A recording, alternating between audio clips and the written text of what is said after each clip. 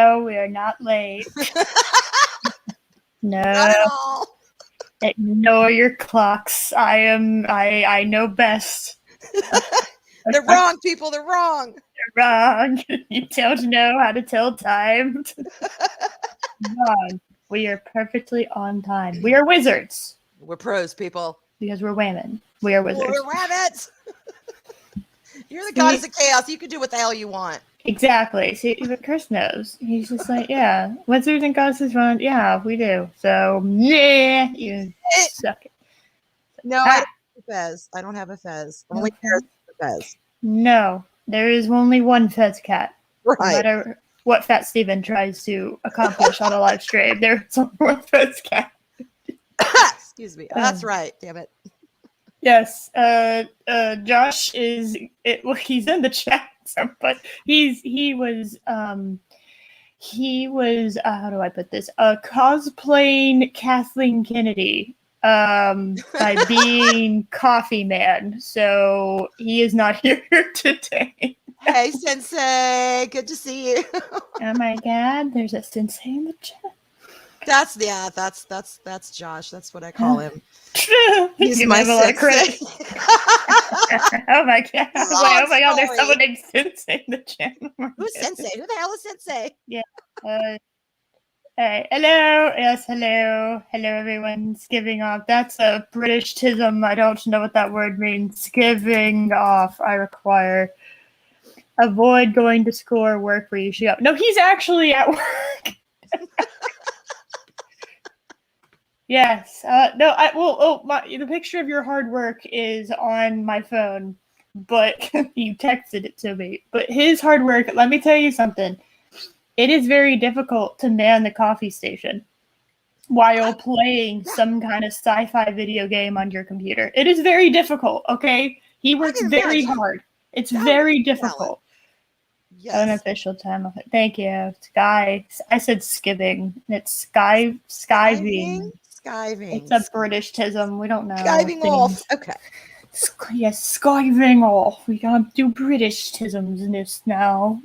There we go. I actually never heard that when I was over there. It's fine. It's fine. I'm not saying I don't want to be one of those. No. Well, I never heard it, so it doesn't exist. No. Arwyn is the gatekeeper of Britishness. Okay. Right. It's like, okay, things exist without us having to have heard them or seen them. I get that, but I just find that interesting. I like that. I may have to borrow that. Skiving off. It just sounds skiving. Well, it sounds weird when it is an American accent. Skiving off. It sounds a little bit better, you know. Hey, y'all done skiving off? It was a Star Trek-tism. Okay, I thought that was like a deep space station, but I wasn't sure. Okay, so I just said sci-fi to cover all of my bases. Okay, all right. It kind of looked like Deep Space Nine, but I wasn't 1000% sure because I haven't seen that version of Star Trek yet. So I don't know. Good testy Sensei. She's got it. It's all right. See, I covered the entire. You were in space, so it must be sci-fi. You were somewhere out there. Yeah, you were doing space things. I don't know.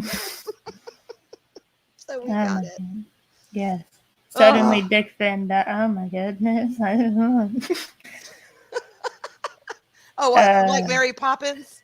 Yes. Got the accent from Mary Poppins. Oh my God. Yeah.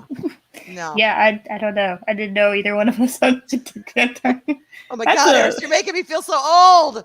Oh, we feel very, I feel like we have very feminine voices, so I don't know how we did that. Pretty impressive. I don't know. We're going to be dudes today? What's up with that? Oh my, yeah. We became men. Oh my goodness. See, I go on Eris's show, and then someone calls me a dude. Here we go. Although with allergies, I'm sounding kind of dudeish. Oh my no. It's horrible. You know what? She doesn't have a fez on, but she is matching the tongue sticking out dirtness that is occurring with mine. So I love that. I tried to use a picture of one of my real cats. I tried to use Wookie's picture, but her head wasn't big enough to fill up the entire frame, and she looked really teeny. So I just found one on the. I Googled one. It's okay.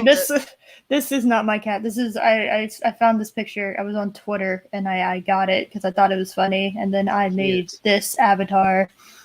to drive Mary Mayhem crazy. She hates fezzes. Yes, and it's great. It's wonderful. It's missing a bow tie. Well, this is called the Fez Oh. Cat, and I guess I could, but I don't know. I I like like the how fez being the focal point, the red fez. It just yeah. draws your eye to it. That and the little blep. The Yeah, little and the tongue black blep. yeah, the black cat just it kind of like fades into like a blob of black catness. Like you can't tell. Friend or foe, who knows? Yeah, It's no one just knows. it's all about the fez. Yeah, exactly. I like it. No. Hey, we got a great video that I totally didn't find this morning because No. I forgot that I hadn't picked a video yet. So we've had this plan for like a week, and I was like, oh yeah, I probably should get on that. And I found this glorious video. I don't even know when the hell was it. Hold on, I want to see when it was made. 2009. Whew. Oh my God. Okay. We went in the time machine. We really flew. He's probably backwards. grown with kids now. I mean, he's like, yeah, man. The ratio isn't that pretty, but I've seen worse. So it's just you got the classic old school YouTube setup where it's like a partially blank wall with a couple posters, and it clearly looks like someone's attic, which I love. Like it just has old school YouTube vibes, and I'm kind of digging that. Yeah, I didn't hate that about it. I didn't hate it. Yeah, I have to admit. yeah. Now I haven't actually fully watched it. I've watched some of it. Like I usually watch enough to see like if it's a video I could do. I could and yeah, it was shorter, and I don't know. I kind of like the old school YouTube vibe. Oh my goodness! Hi, brightest day. Hello. Hey, honey. Hey. Hey. We're doing cat things today. Kitty cat. Kitty cat. And I'm surrounded my mind. I did not try and lock any of them out. That train, or I should say, that ship has sailed, because I've done that before, and I think it was on your stream where one of them tried to break down the damn door. So I said, no, we're not going there. So they're all sleeping around me. They're calm. If any of them fights for the keyboard, I will deal with that when it happens. But they are out here, and they're celebrating this moment. So there we go. Yes, but it's and I'm not. It's funny. I like doing Lord of the Rings stuff with Arwyn because Arwyn's a huge Lord of the Rings fan. I'm a nerd about it. Yeah. And I like Lord of the Rings, but I wouldn't say that I am so into it that I would call myself a fan. I would say I'm a casual. You know what I mean? Like, yeah. I don't know anywhere close to enough lore, or have even read the books or anything, so that I feel like I could call myself a fan and and feel comfortable talking about it as if I was a fan. So I'm very normie, very casual when it comes to Lord of the Rings. Now, I have seen the extended editions, so I feel like that gives me a little bit more cred than I used to. Gives you an edge, definitely. So, but as far as like, is it overrated? It's like, oh my God. It's like I don't know, because so much I've seen a lot of things at this point. Not super a whole lot, but like it wasn't till I really like sat down and watched the extended editions, because I'd seen the theatrical versions a few times, but the extended editions like made me really realize like how much stuff came from it, if that makes sense. Like I grew up in like the perfect era of Harry Potter, which was like I was growing up with these characters, and that was like my childhood as the movies were being released and stuff, and that was a huge deal when I was younger. And I guess I didn't realize it until watching those extended editions, like how much J.K. Rowling took and was inspired by Tolkien's Lord of the Rings. Like I guess I didn't realize it. Yeah, I mean, and that's going to happen when you have a story that is so celebrated and has kind of paved the way, if you will, for so many other things. it's all a circle and a cycle. I mean, you're going to have people be influenced by that, and even subconsciously in some instances, but take elements from that and try and incorporate it. I can't talk into your story. And you know Yeah. what? That's inspiration. That's fine. It's when Yeah, you get that's into the not a problem. blatant plagiarism that people start, pointing fingers and calling you out. Yeah. But yeah, it's bound to happen. Yeah, like I really liked Game of Thrones up until the obvious horror that was that eighth season. But McQueen. yeah, don't get me started. But the idea that George R. R. Martin for a little bit thought that he was better than Tolkien was kind of absurd. It's like I don't think you could really. I don't think you can say that because. It's like drink a beer and settle down, dude. Okay, Yeah, let's I was put like, it in perspective. you don't have to be better. You can just have something. It's not in my opinion, it's not so much a contest. Right. Like I feel like you've done really good. You have cinematic level special effects happening. You have a blank check that HBO is giving you, and and all this other stuff. Like for the show at least, it was doing really well until the last season, 2 seasons, if you want to be honest. It's just like it's funny to see those interviews and think, oh, yeah, that didn't age well. I didn't think I was going to age well when it was said, but it definitely didn't age well. It did not. It did not age well. No. And that goes back to where you don't have to be better than somebody else. Just be the best that you can be. Do the best story that you know how to do. And it doesn't matter if you're, I don't know. I don't know what the hell. I'm not in that field. I'm not a writer. I'm not. I do artwork and talk on stream. That's what I do. I mean, and I occasionally sing. That's all I do. So I don't know about all that. As far as writing goes, I haven't read the books, but this one specifically is about the movies, which is why I felt a little bit more comfortable talking about it, because book stuff, it's like I have no real knowledge except for a few things involving Gandalf that isn't really played up. That's kind of really downplayed in the movies. But other than that, it's like meh. Like I very, very not unique here in saying that Gandalf was my favorite character. Oh yeah. That's not a shocker to anybody. But as far as like everyone else, like I was reading the comments of this video because I like reading the comments. I think they're interesting on videos like this because the fans come out. And I have a tendency to believe what people are saying in the comments for the most part, especially when it feels like it's coming from a fan. And I think someone said that in the Fellowship, like the first half of, what did they say? It was like the first half of the book was, what was it? Frodo buying a house or something? Somebody buying a house. And I was just like, what? Yeah, he hangs around. I mean, it's like, in the movies, it makes it seem like, okay, Bilbo goes off and then maybe a week, then Frodo gets embroiled in all of this. And no, in the movies, it's something like 20 years, I think, if I'm remembering correctly. It's a long time.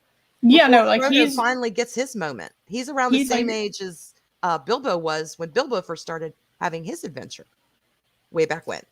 Yeah, like he's like 100 years old now or something crazy. I can't remember what his. Yeah, and it was just like, that's like, what Frodo was just turning 33. I believe it was 33 because him and Bilbo have the same birthday. Yeah, I was just like, is it like 7? It's like it's been like 70 years since The Hobbit. That's weird. That's weird to me. I don't know if I'm reading that correctly. Like I don't know. Like that's weird. That's super weird.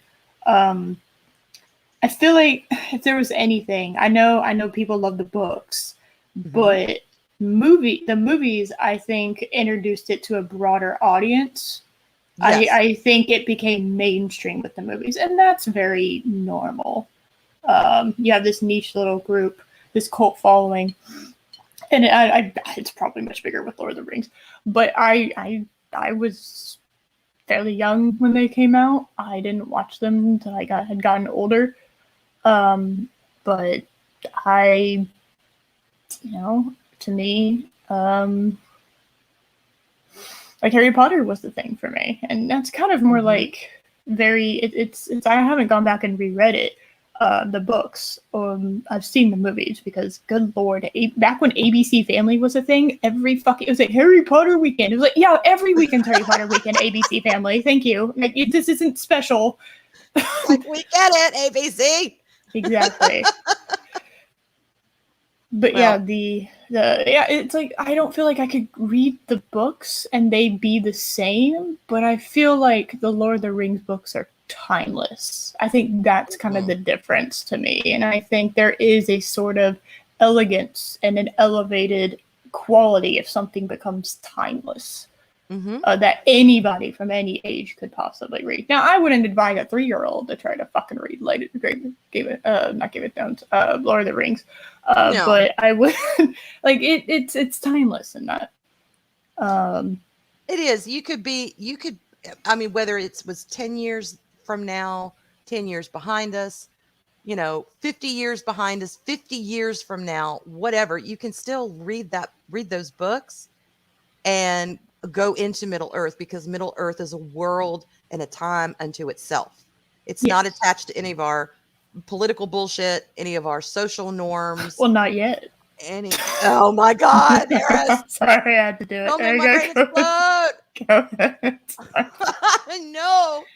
But yes, the books themselves, the way Tolkien intended them to be read, it is timeless. And that's what I love about it.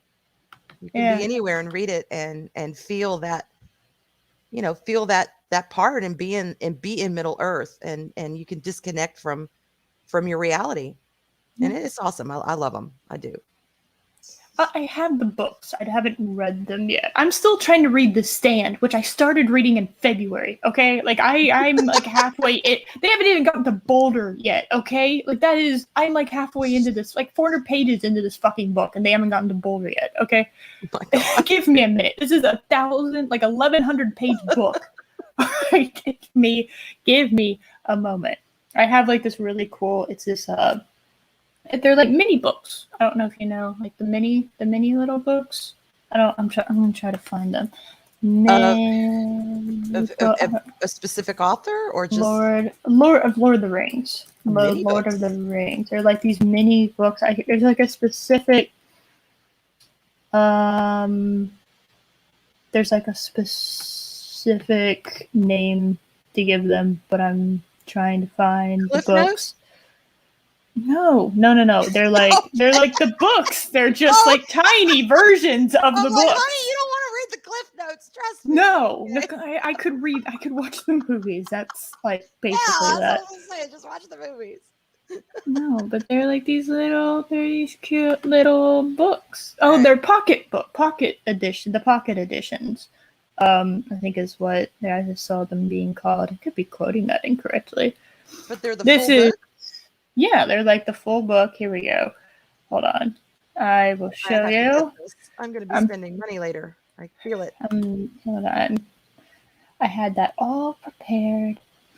And now I have to reshare something else. God damn it. The things I do. Share. I want to share. Yes. Share screen.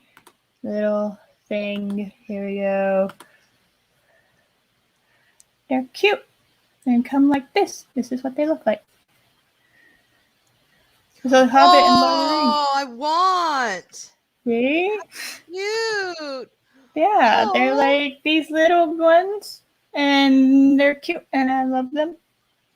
And I haven't gotten to... Yeah. And it's got the Hobbit. Well done. Yes, it should. Yes. Well, I have when the Hobbit came out, and it's kind of a little in rough shape, but I got this like fancy leather bound and gold leafed and like embossed like a Hobbit book that for like $20 at Walmart. It was really cool. Ooh.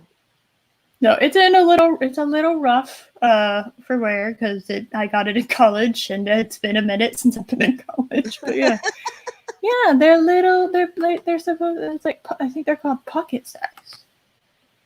Yeah, I have to get those. I definitely have to get those because I think I've got 3 sets of the trilogy, and I have, I think, 4 books of The Hobbit, which is nothing compared to what some collectors have. Some collectors have, almost every volume ever made.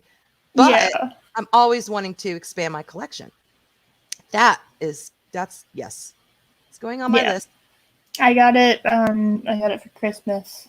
I'm very, if I'm gonna get like a book set like that, I want them to be hardbacks, and I want them to be like in a not. I don't want the most. I don't need the most expensive thing, right? But I like nice case because I don't want Yeah, to rebuy them.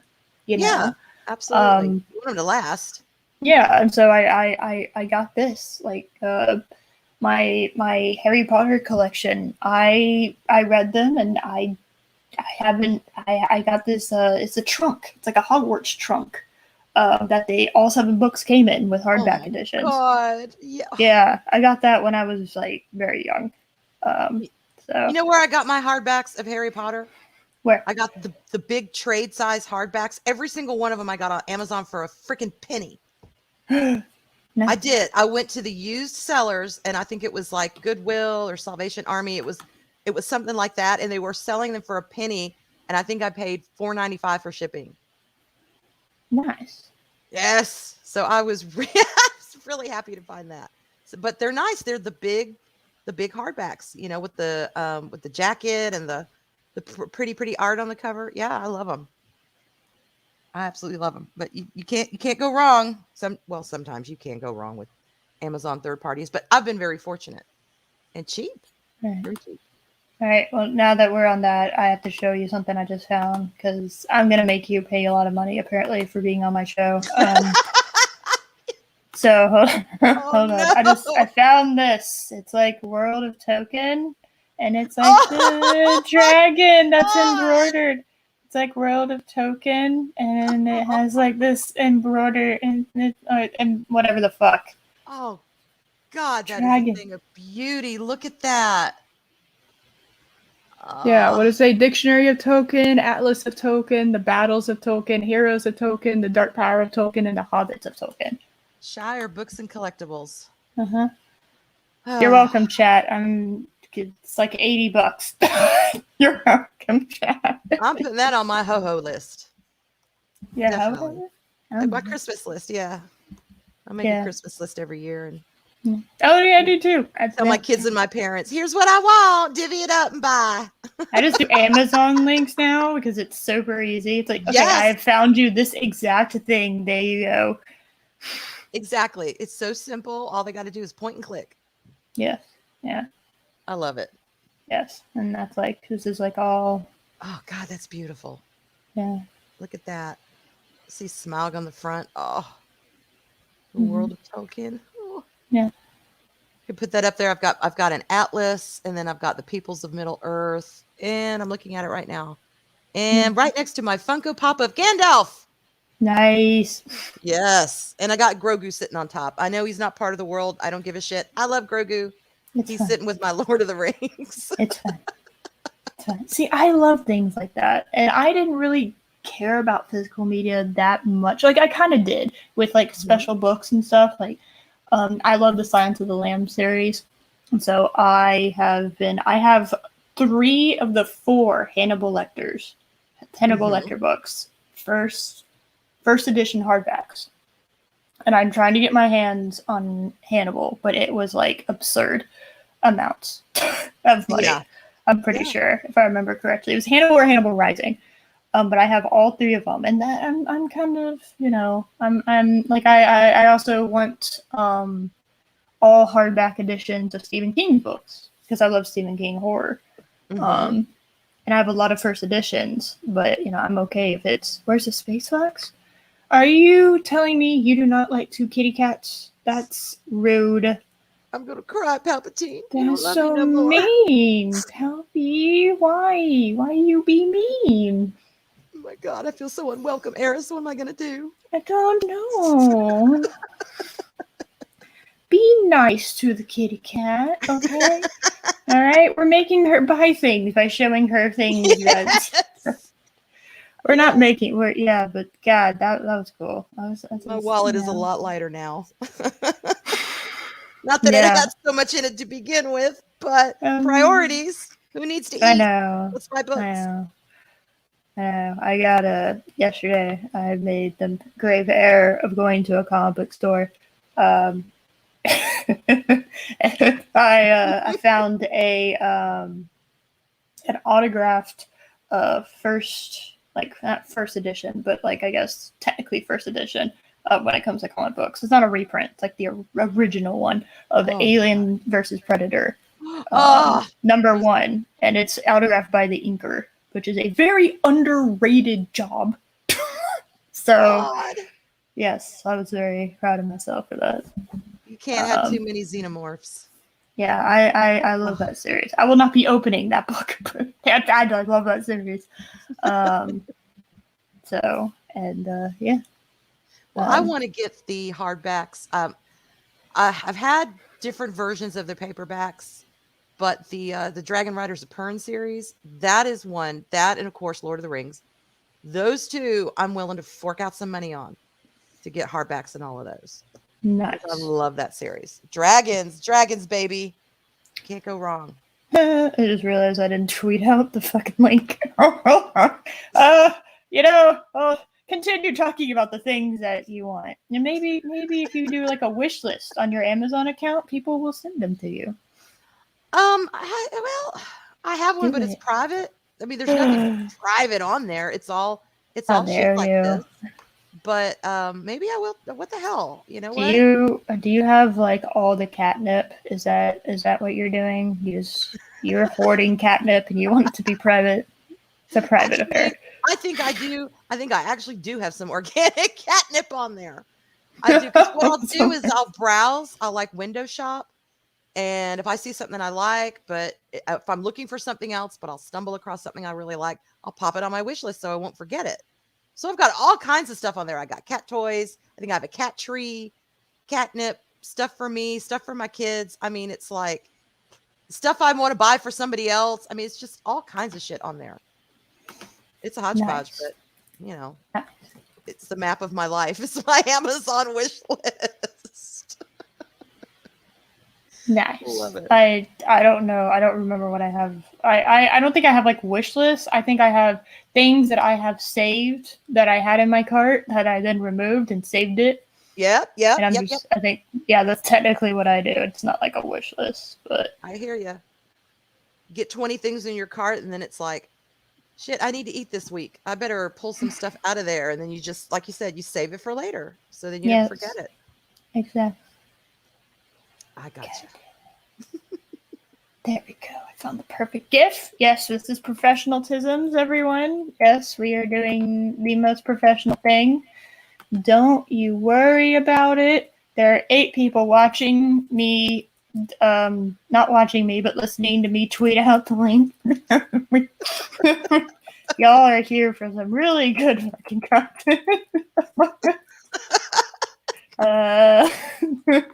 We love you, Eris. We love you. Don't ever change. Don't ever change. I don't plan to. We're talking about Stoof and Lord, if I could spell the fucking words, Lord of the Rings. Things come join us. Because we're live. Okay, we did it. Okay, so that is now, we have done it. We have been live for like half an hour. They don't need to know. You all haven't missed anything. Come on down. Right, yes, I know. It's, me, professional. Right, yes, I know. It's correct. All right, so we're just going to jump into the video now. Let's do it. Anything else weird? I would never, by the way, do anything weird. Hey, kid. He looks very excited. Now, to be fair, this was 2009. I don't know what the technology was at in 2009 for YouTube. It has evolved quite a bit. Yes. YouTube, I don't think even knew what kind of monster that they had. But yeah. Yeah. I will say he does have a good taste in music. So I'm going to go ahead and say that. All right. Yeah. Live for half an hour. Hey, Dad, man. Thank you. He likes my cat avatar. Nice. Nice.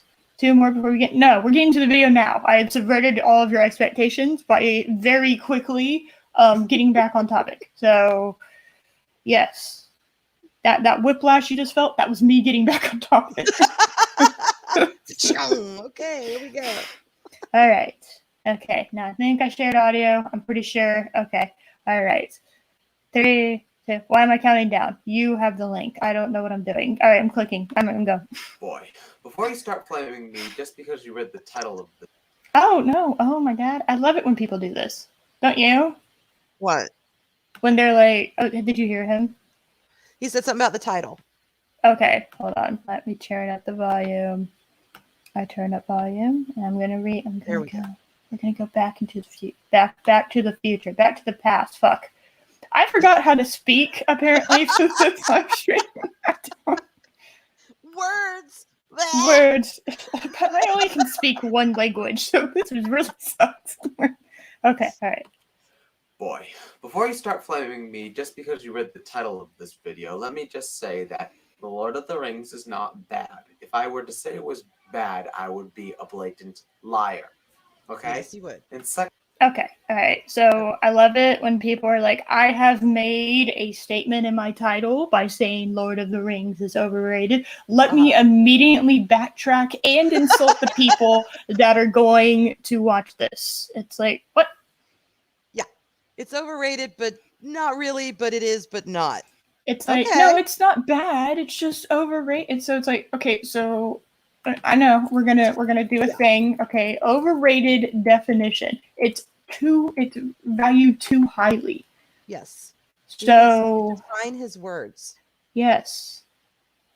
Oh no. Happy Dinosaur, savage as always. This guy looks like the don't call me a cuck because I left my girlfriend sleep. I let my girlfriend sleep with another bad TikTok cuck before going through puberty and throwing his simp out. You're assuming he grows it up. Oh, let's go right for it, shall we? You DM'd me something? Chris, what did you DM me? What is this? I want to know. Can you show me? Why are you showing me Lower Decks? Lower Decks, and some dude is sitting on another dude holding a leash, and they're both naked, and some chick in the background is very concerned, and I agree. I am also very concerned. Okay. Chris, what side of the internet have you been working? Damn. Okay. Yes, allow me to worm my way out of my previous statement. Correct. Yes. Don't want to be flamed from the first minute on. Well, yes. Dude, you make a power punch statement like that, you need to be prepared to back it up. Yeah, exactly. Yes. Yep. You know, and look, I'm all for people having their opinions. If people think Lord of the Rings is shit, then you're wrong. But whatever. If that helps you sleep at night, go right ahead. It's all right. I don't like the Beatles. And that usually triggers a bunch of people. I like some of their songs, but on the whole, I think I've only heard maybe 10 songs of theirs. Yeah, I've heard a lot, and I just trigger people. It really does. It does. Like I'm just like, I think they're kind of meh. Like, and I don't, because I like. So I like the instruments they use. I like the music. I like the lyrics, but I do not like their singing. So I have heard people cover Beatles songs, and I've liked them. Yeah, I've done a couple for karaoke, and I've enjoyed singing them. But just listening, to them over and over, it's just not really my thing, and that's okay. We're all human. Yeah, so it's just like I get it, like, but I'm not gonna make a fucking video on why I think the Beatles are trash, like, because that's I don't have anything other than, hey, I just don't like their singing. And to anyone who likes the Beatles, which is a large portion of the population, that's not a good enough reason. And I acknowledge that I am in a minority of opinions when it comes to the Beatles. So it's just like, that's just my opinion. I don't like the Beatles as music, so I'm just not going to listen to it. If you want to listen to it, that's fine. That's great. I don't care. But personally, I don't Like, I'm not gonna have the Beatles playing at my fucking wedding because I don't like them. You know? Right.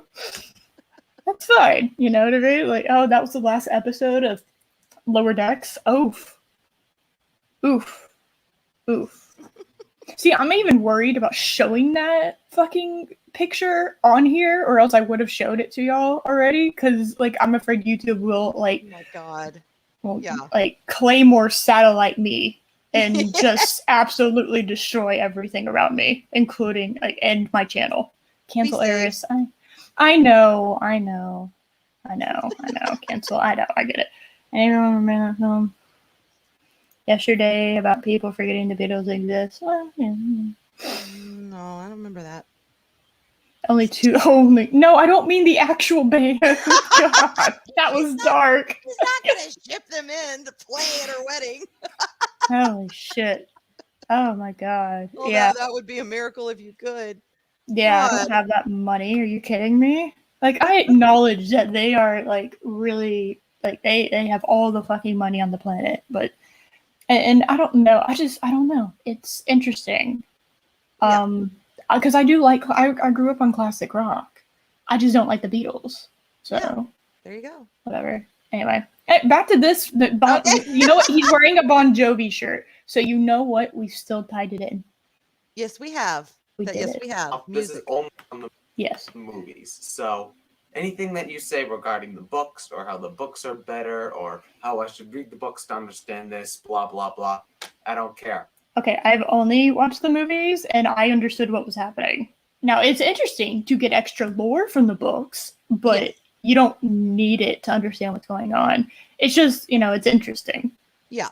And, they, for the most part, for the general overall story, they stuck with the books. Yeah, they did have to make some changes because books versus film, you have two different mediums. One is, you can sit there, you read it, but the other one is visual. It's like telling you the story as opposed to you reading it and immersing yourself in the written word. So of course they had to make some changes.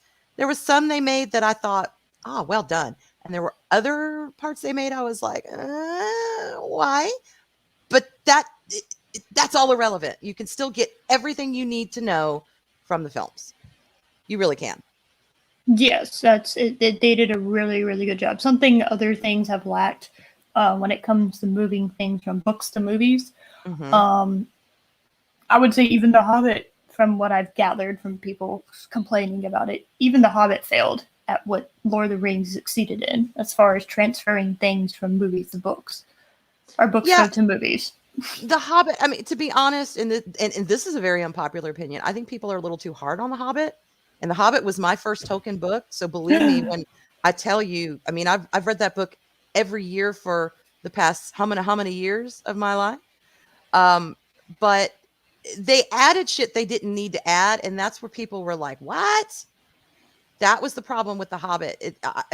They were pretty true to the story, except for the stuff they added. And that's where I think a lot of people are like, oh, why did you go there? And, again, I had a couple of things where I'm like, all right, this is totally unnecessary. But for the most part, I think you did a good job. No, in my opinion, like, I look at the size of The Hobbit, and then I look at the size of the Lord of the Rings trilogy, and I'm like, how did you make both? How did you take The Hobbit and you take the Lord of the Rings trilogy, and you're like, these both were made into three movies. Right. And it's like, I think you 2 max from the size of The Hobbit, I think that's would have been, yes. So I liked them when I watched them, but Fandral is my dude. That's my guy. I fucking love him. All right. He rode in on a giant elk. I respect that. Okay. Oh, mad props. Love him. Yes. Okay. Lee Pace is amazing. So I love that. I love me some Benedict Cumberbatch as Smaug. I love even more to see the behind the scenes where he is humping the floor to try to be a dragon and CGI makeup. So, because he wanted to actually act it out. And I'm just like, okay, human being dragon. I am noting some anatomical disproportions here. Yes. But yeah, no, there is footage of him like humping the floor trying to get that movement going. And it's really funny. He's method acting. That's what he's doing.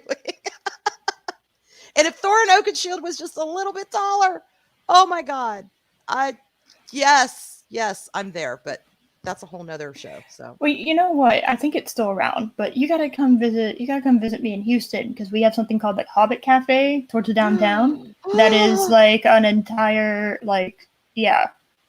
Oh hell yeah! Yes. So Next year I'm doing a lot of flying, hopefully. So yes, I will take you up on that. I've got to go to that cafe. How dare you call Andrew a snub? It's so mean. You know what? He can be a snob. He's tall. He's gorgeous. He's a king. Who gives a shit?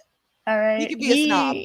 Yes. Okay. He is the queen of the elves. Yes, I said the queen of the elves. Yes, you can fucking.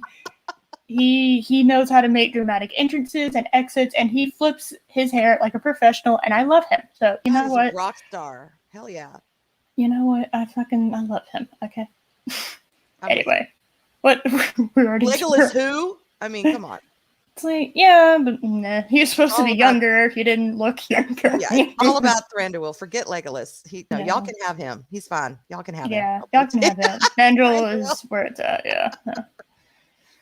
It is about the movies and the movies only. Okay. We gotcha. And third off, this is entirely opinion based. Okay. Illegal, not allowed. It's subjective, but I've made an objective statement in the title. How many? Good Lord. I know Josh isn't in here anymore, but it's like every single video Josh and I have covered has somehow managed to be like, it has an objective title, which I understand clickbait and whatever, but like you don't, you put your title in there after you make your fucking video. Okay, so after you're done editing and you're uploading it onto YouTube, you put a title in there. Yeah. So you have made an objective statement after filming, you saying that this is all subjective. I hate that. Yeah. I hate that. It's like, it's obvious. I mean, every video on here, unless it's taking data from somewhere, is going to be opinion based. We get it. Yes. So I was like, no, I knew this qualify. was. Yeah, I knew this was your opinion, but you made an objective statement that it's overrated. By the way, Degas called you out, and I felt the need to highlight the comment. Dega, I can't find your book. I need it so I can read it. It's temporarily unavailable. It's fine. I've tried. I've told you I've tried. It's hard to find it. Yes, that is exactly what I'm saying. Okay, and we must protect him. Yes, we must.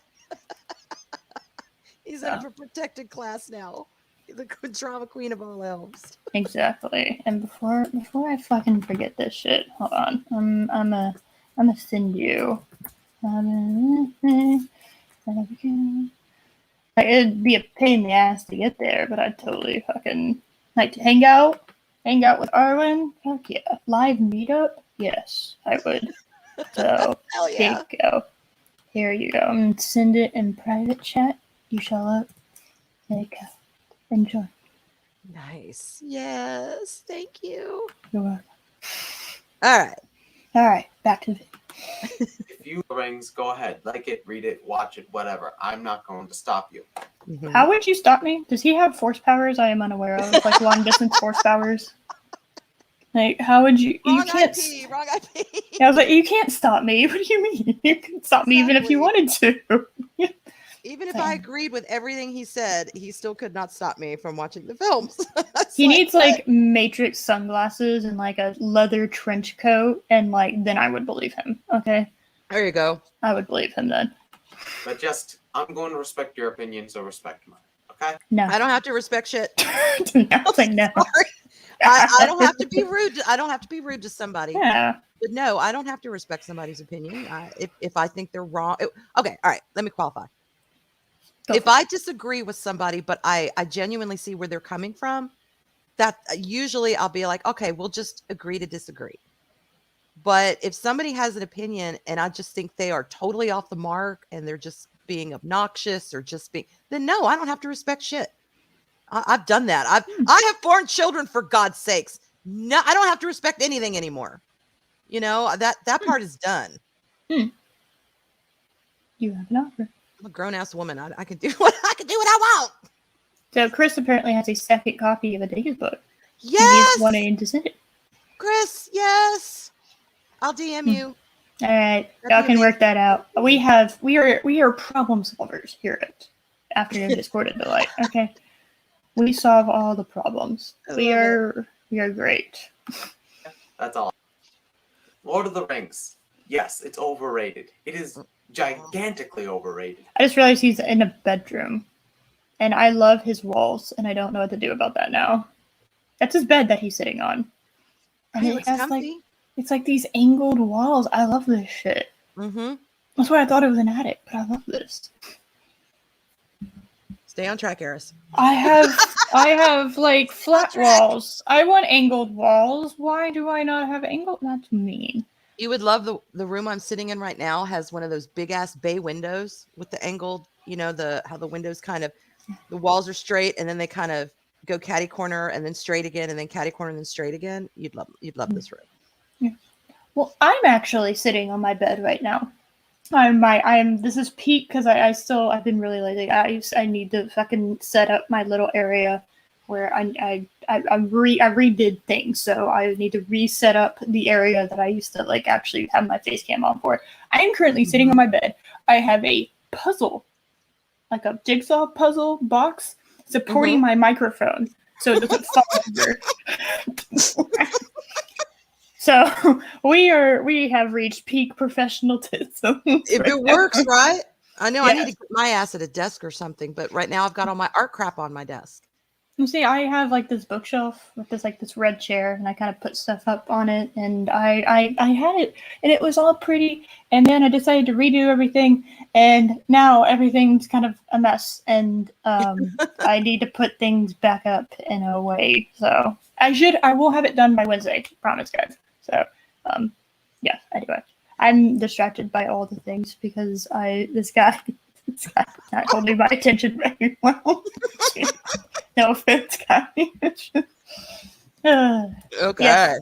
Talking about cleaning my fucking bedroom is apparently more entertaining than this guy talk. So we've done it. Guys. Overrated Lord of the Rings, the movies. Yeah. Okay. It is praised as the greatest thing ever. No. Is it? No. Is it? Okay. All right. This is what I Is took it? issue with. He is really he's being very flamboyant in his description here. Lord of the Rings, the films, are highly praised because they were dealing with technology that they practically invented. So yes, of course they're going to get praised because they had to find ways to do shit that nobody had done before. And that is praiseworthy. Regardless if somebody appreciates a movie or not, if they are creating technology and creating techniques and coming up with ways to do new things, that's worthy of praise, regardless if one likes the material or not. So for this statement here, I call bullshit on what he says. Because yes, it is worthy of praise because of all the things that they did. So on him. And I'm not just saying that because I love the movies or the material. I'm trying to be very objective. Yeah. And I'm Spike Madness. Okay, don't blame me for him because I am in his generation. I am 26, sweetheart. Okay. Well, the millennials are not at entire fault. Like my entire generation is not at fault for like the select few. Okay, I hate it when people do that. I'm not you at are fault. 3 years older than my son, and my son is the same way as you are. So I totally agree with that. Because I'm right on that edge. I'm like at the very tail end of the millennials and the beginning of Gen Z. And I guess your son is kind of reverse, like at the very beginning of Gen Z. Yeah. Yes. And it's like not all young people are know-it-alls, are arrogant know-it-alls. Now, of course, my kids sometimes can get that way because all kids can. And I call them kids. I mean, there's 20, he'll be 23 in October. My daughter will be 20 next year. So for all intents and purposes, they're grown, but they've got really good heads on their shoulders. They don't just see something and go, oh, well, that's this. And I could have done it so much better. Well, that'd be like me saying like all of these Karens are like Gen X and boomers. It was like, that's right. The entire generation. No. Exactly. So, although I appreciated his sentiment. I would actually propose this. The people who incorrectly raise those assholes are the ones to be partially blamed too. Which I'll means agree with that. everyone is involved in this. So Yeah. I feel like credit should be credit. I should feel like you should give credit where credit is due and Yeah. not point your finger in a general direction, but at a specific one. An entitled, arrogant parent, chances are they're going to raise an entitled, arrogant kid. Not every parent, though, not every parent who is a good parent is going to end up having a good, balanced kid. They're social. Who you hang out with is who you become, regardless of how you've been raised. And I found that out through a lot of my daughter's friends. Those little bitches need help. And thank God she had the fortitude to say, you know what, y'all are fucked up, and I don't want to be around this. Thank God, because it God damn it! Okay. No. I know, but see, the problem is that if you shun if you shun the next generations, then they're not going to want to listen to you, and then you lose that mindset. If that makes sense. Yeah. So I feel like we should be more open in regards to that kind of thing, because this is just based on age differences. Those who come before go before. Mm-hmm. So if you shun the ones that come after, then your mindset is going to die out. Yeah. So that's why I'm very kind of like I understand you're half joking, but it is something that when people are genuinely hate that, it's like, man, Yeah. it doesn't help. It doesn't solve anything to just generally hate something like that. Now, if it's like an idea, that's different. Like, I generally, in general, hate communism. I don't feel like that's an incorrect mindset. So Right. I'm open to hoping, but I can display my pleasure. Okay, fair enough. All right, I will give you that. All right. Look, see, we just respected opinions and Stoof. We did it. And Stoof, we did. See? I have the soul of a boomer. What the fuck? Josh, go manage your coffee. Gen Xer. Everybody forgets about my generation. Gen Xer. No. Boo. No. I'm technically a millennial. I'm also technically, depending on where you draw the line, I could be a Gen Z. I could be a millennial. Because I'm right at that tail end. I had the soul of a Gen Xer. Oh my goodness. And the soul of a boomer, according to my fucking co-host out there. Can I invest in Stoof? Yes, you may invest in Stoof. You are investing in Stoof by watching this. Yes, no, I will 1000% respect you for, open to helping. That's all I ask. I asked the door to be open and not be closed. Blame Eris. Palpatine, do I need to start saying all the things we can blame you for? Thank you. Okay. We have you to blame for Rey, all right? I don't feel like you. Fired. Boom. All right. Okay. As long as you love me, it doesn't matter. We all love you, honey. It's okay. Yay. I have gotten my validation for the day. My validation meter is full. I am okay. That's fine. You know what? I'm gonna do that. When I become a homeowner in like a few years, I will do that. So I will embrace the inner boomer that Josh thinks I have, and I will screech, "Get off my lawn." Yes. Yep. There is nothing that tells you that you've arrived until you can do that with full impunity. Get off of my lawn. And mean it. You know what? I own that lawn, and I took care of it, and I paid for it to be, taken care of, and I put flowers there, and you decided to walk your stupid ass through it. You can fuck right off of it. Get off of it. Are you paying for that? No, your dog could poop somewhere else, not in my lawn, and there's no shame in that. It was all according to my plan. Blameless. Yeah. Okay. Okay. What the hell are we doing? I don't know. I've been called an old soul before, so I don't even know what the fuck generation I'm from. I'm a Fez cat, and we're here watching this. I don't know. We're whatever. This is the most amazing fantasy story of all time. I would say it kind of is. I don't know. I feel like okay, if you're talking about cinematically, I think that's true. It's pretty damn up there. I don't And know. I There's keep forgetting I can't go buy the books because he doesn't want to go buy the books. He's only going by the movies. But yeah, cinematically, what the hell, dude? What do you want? What kind of fantasy film are you looking for if not that?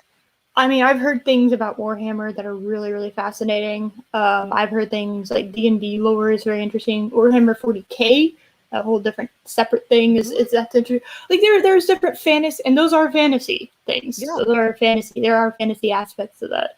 Hell, the anime that I chose on the stream last week, Rising of the Shield Hero, heavily based off Final Fantasy, which I found out after I had watched Rising of the Shield Hero.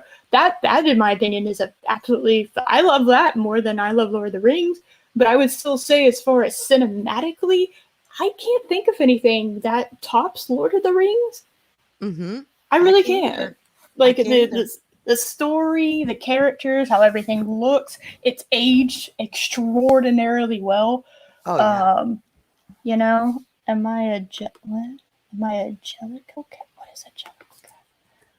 Oh, making me look up shit. Jellicle Cat from the musical Cats. Based off of T.S. Eliot's book of Practical Cats, I think it is. The poems that he did. Lloyd Webber took that poem book of cats and put it to the music and kind of made the musical Cats. And they're called Jellicle Cats. That's what that little group of kitty cats are called. What? Monotonous? How do you? I'm not monotone.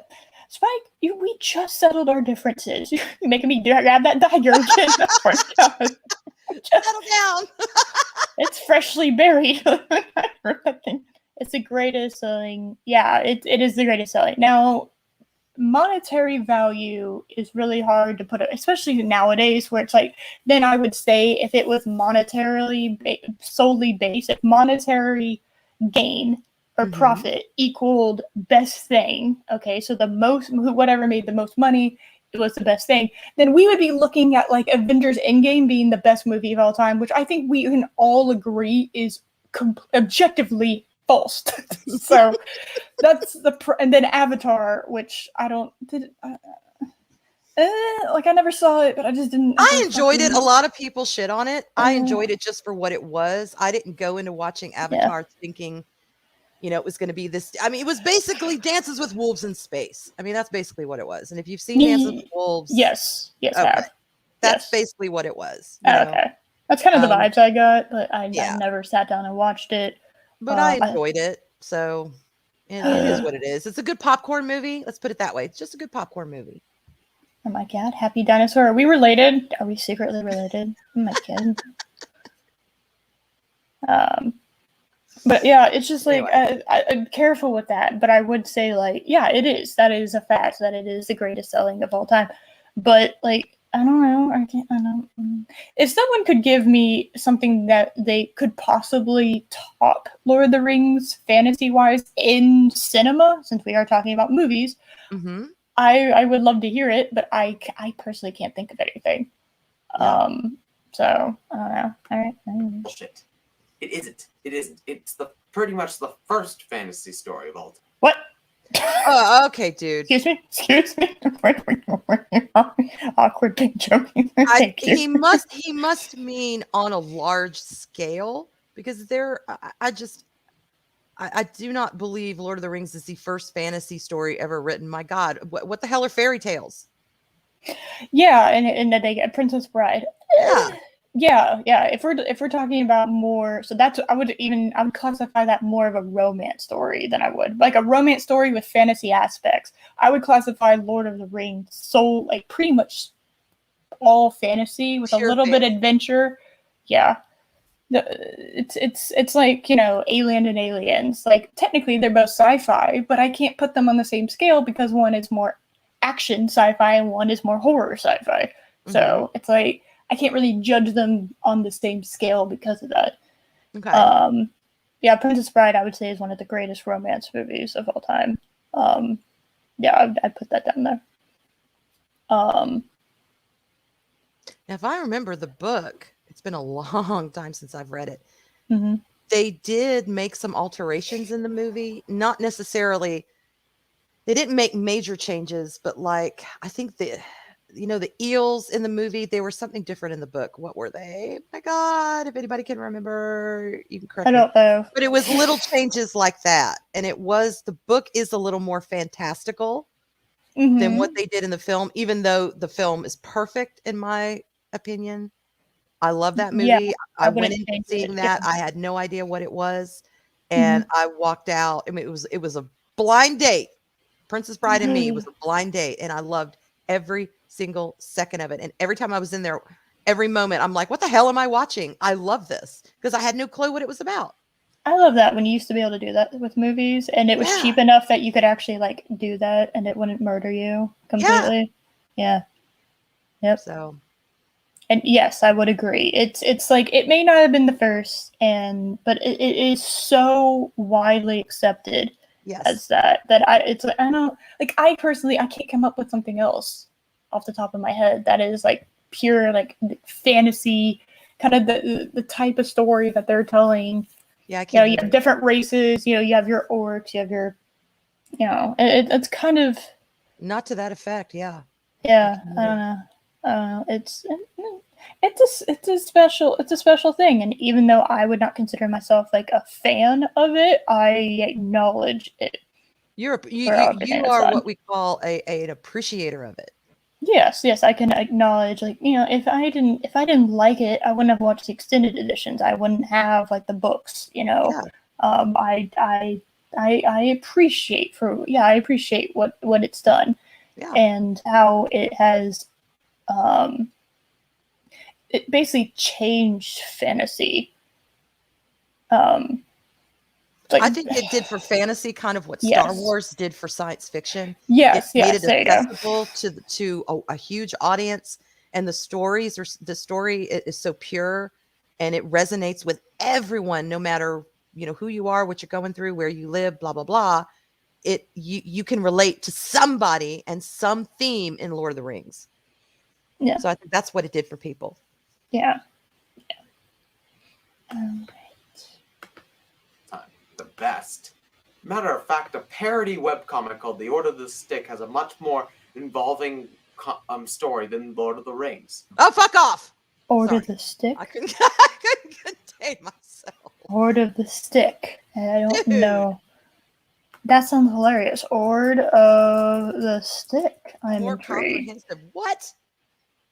Oh, the Order of the Stick. I thought he said the Ord of the Stick. Oh, that's insulting. Because it's literally like Yeah. fucking stick figures. It's a parody. It's a total parody, and he's basically saying that has more a depth and Oh, that's hilarious. feel. It's not, Yeah, It's not even based. Yeah, it's not even based on Lord of the Rings. It's based on Dungeons and Dragons. You're not even comparing the same. That's why I'm like, fuck off. Which Okay. I'm sure he's a very nice young man. I don't want that to be lost. This is nothing against him personally. No, But the I'm words sure that he's come out of grown his up. mouth are fair game. I hope in 12 years he's grown up a little bit more. Parody of Lord of the Rings. Board of the Rings is a 1969 parody. Oh, it was written by a couple of guys that later founded the National Lampoon. That would actually probably be funny. So also modern day parodies are like How It Should Have Ended, and then honest trailers on YouTube, like those would be. But also those two came after this video, so. Yeah, only an image that's oh no, I don't know what I'm concerned. The last image you sent me was a very concerning picture, so I'm cautiously waiting. Yes, D&D is largely based. Okay, all right, fair enough. Yeah. Fair enough. Okay, I didn't know that, but that's interesting.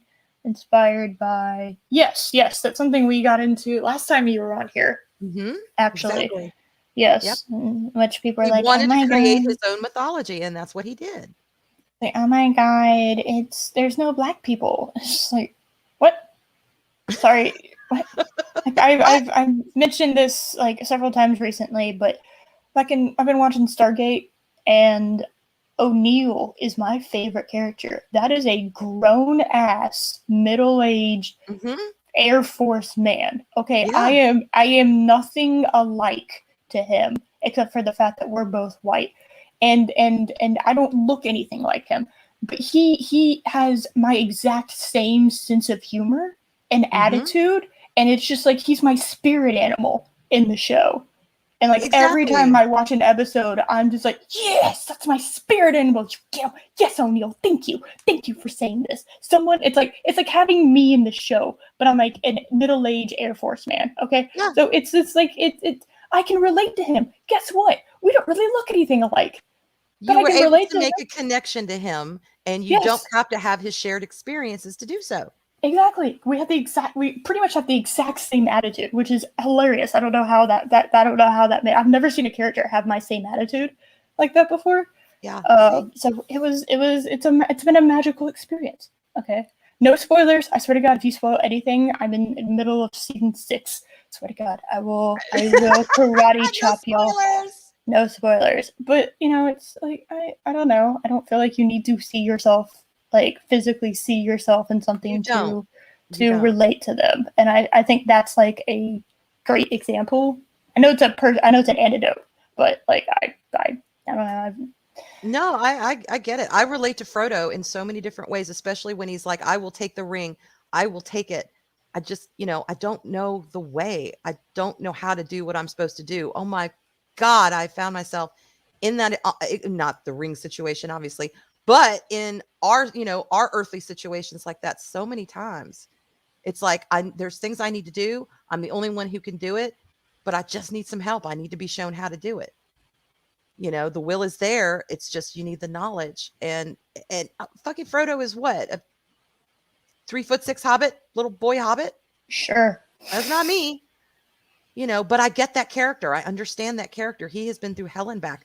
I get that. Anybody who has been through something really deep and dark can understand that.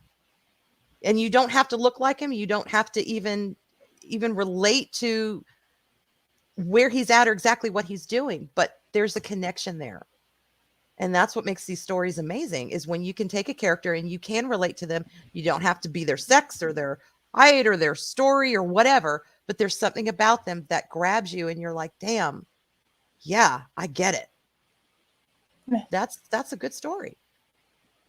And hello, Snortapoopus. Hello. Snorty. The best bear. The best boy. The best bear. Yes. My favorite bear. Yeah. Love you. It's full of cliche. It might have made those cliches, but the fact is that Wait, it's full of cliches, but it might have made those cliches. So it's a groundbreaking piece of. Did he just? That's groundbreaking because. Yeah. What? If it creates a cliche, that means it was the first one to do it, and when it did it, that means by default it wasn't a cliche. Yeah, it's groundbreaking. That's what that is. It's the first. It's a trailblazer. Yeah. Brazier, something. So Brazier. Trailblazer. Right. Trailblazer. Yes, that's the word. Not trailblazer. Trailblazer. God damn it. Thanks. Yes, that's the appropriate reaction. even if something creates a cliche, that still falls into that cliche. Nope. No. Sorry. No. It started it. That's different, okay? If I created a car, yes, technically that car falls under the car, the genre of car, but I'm the first one to create it. Mm-hmm. So that's different. Exactly. Look at all the Romeo and Juliet stories out there. Does that mean when Shakespeare wrote Romeo and Juliet, he was writing a cliche? No, he created that. He shat on paper. Okay, that's what Romeo and Juliet is. All right, it's terrible. I don't like it either. But the point is, he was the first one to really put that out into the universe, if you will. Yes. And now when people copy it, they're copying him. You have a source that you can pinpoint it to. Exactly. And yes, archetype, not cliche. Yes, that's the correct word. Yes. Words. Yes. Exactly. Let me explain. Super Mario Brothers invented the cliche of kidnapping the princess. Okay, we're gonna look this up. Yeah. All right. Kidnapping Maybe in video games. princess trope. Okay. Yeah, so Tropia. So Tropedia is one of my favorite websites because it is like any trope that has ever existed ever in the universe is on this website. Things you didn't even know existed. Nice. So Save the Princess is actually a subgenre of, or a subclass of damsel in distress, which has existed literally forever. So, I mean, like, I guess technically,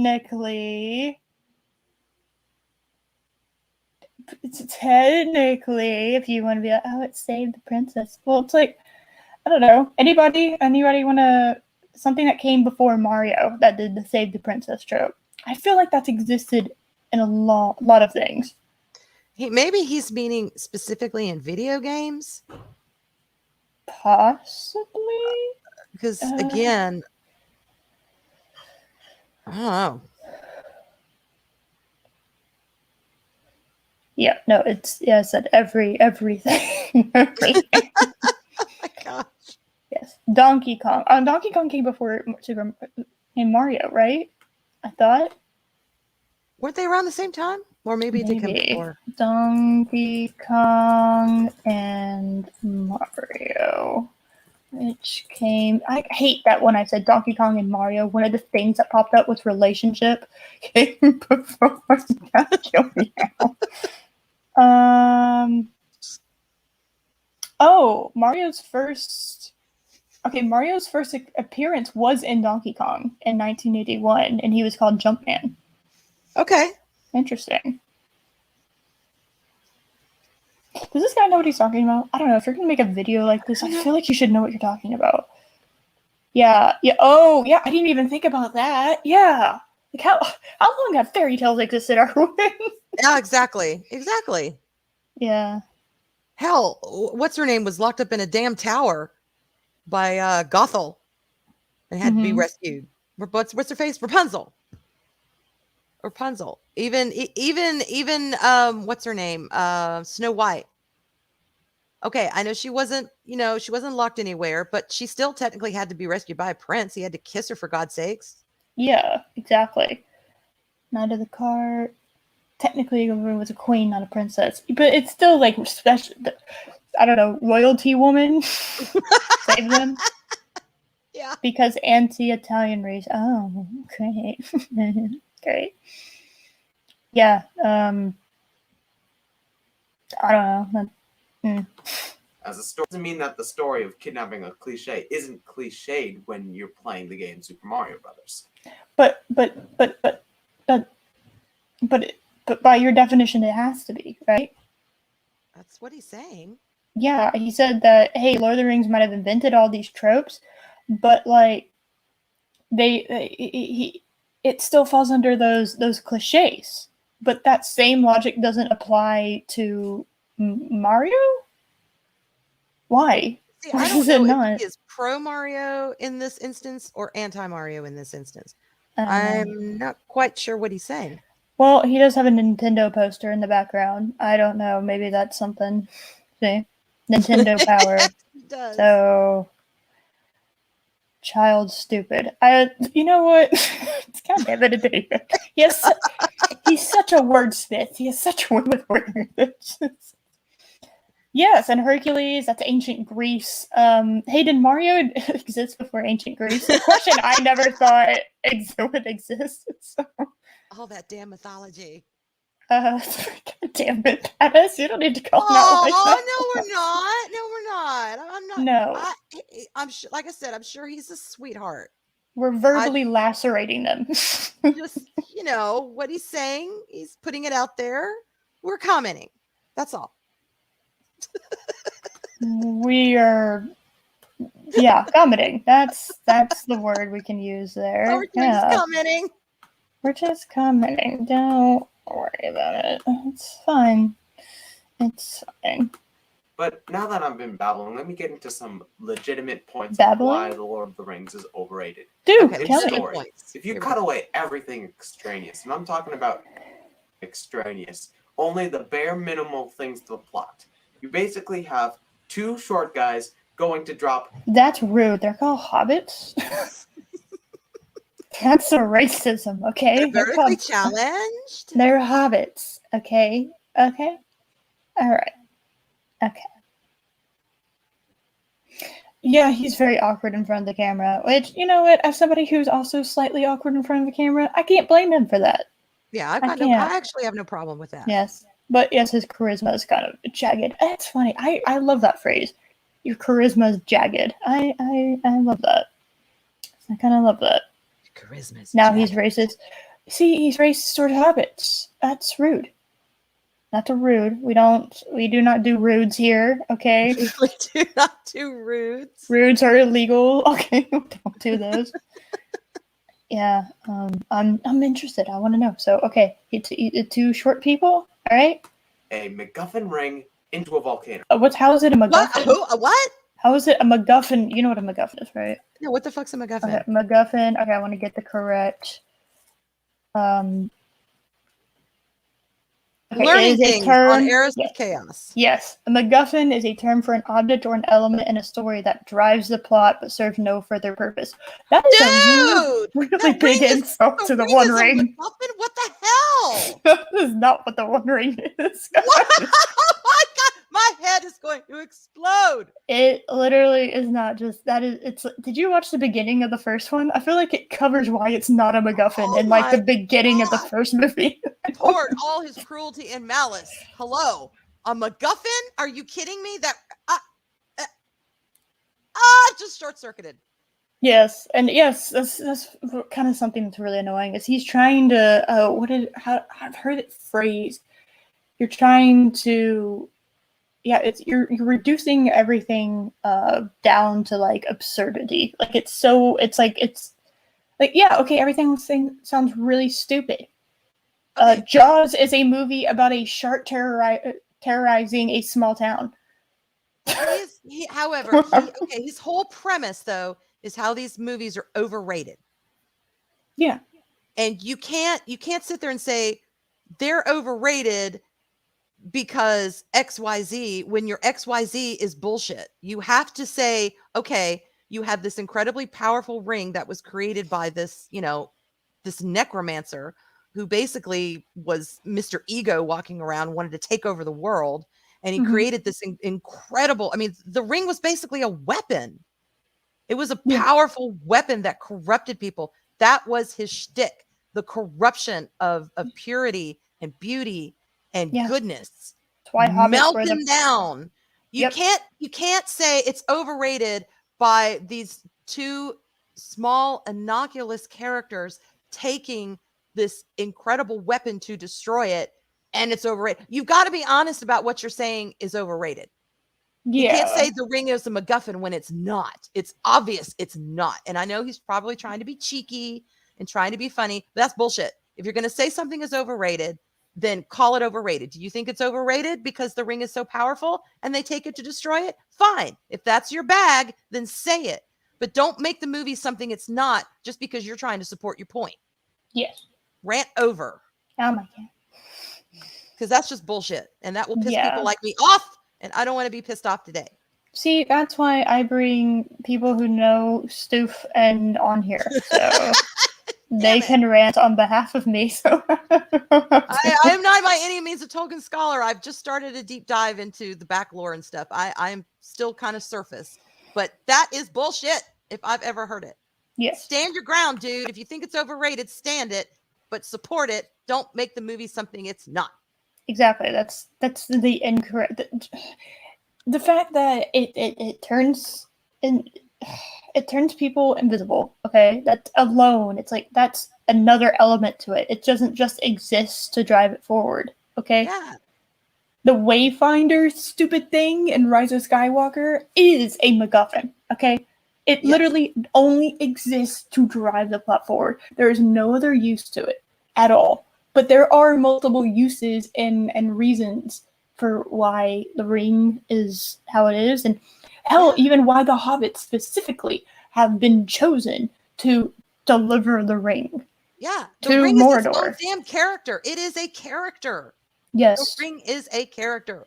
It's Yes. not just a piece of jewelry. Anyway. Okay. Yes, it's actually a perfect way to describe it. That's actually how it was described to Mhm. me. So, That's very well yes, put.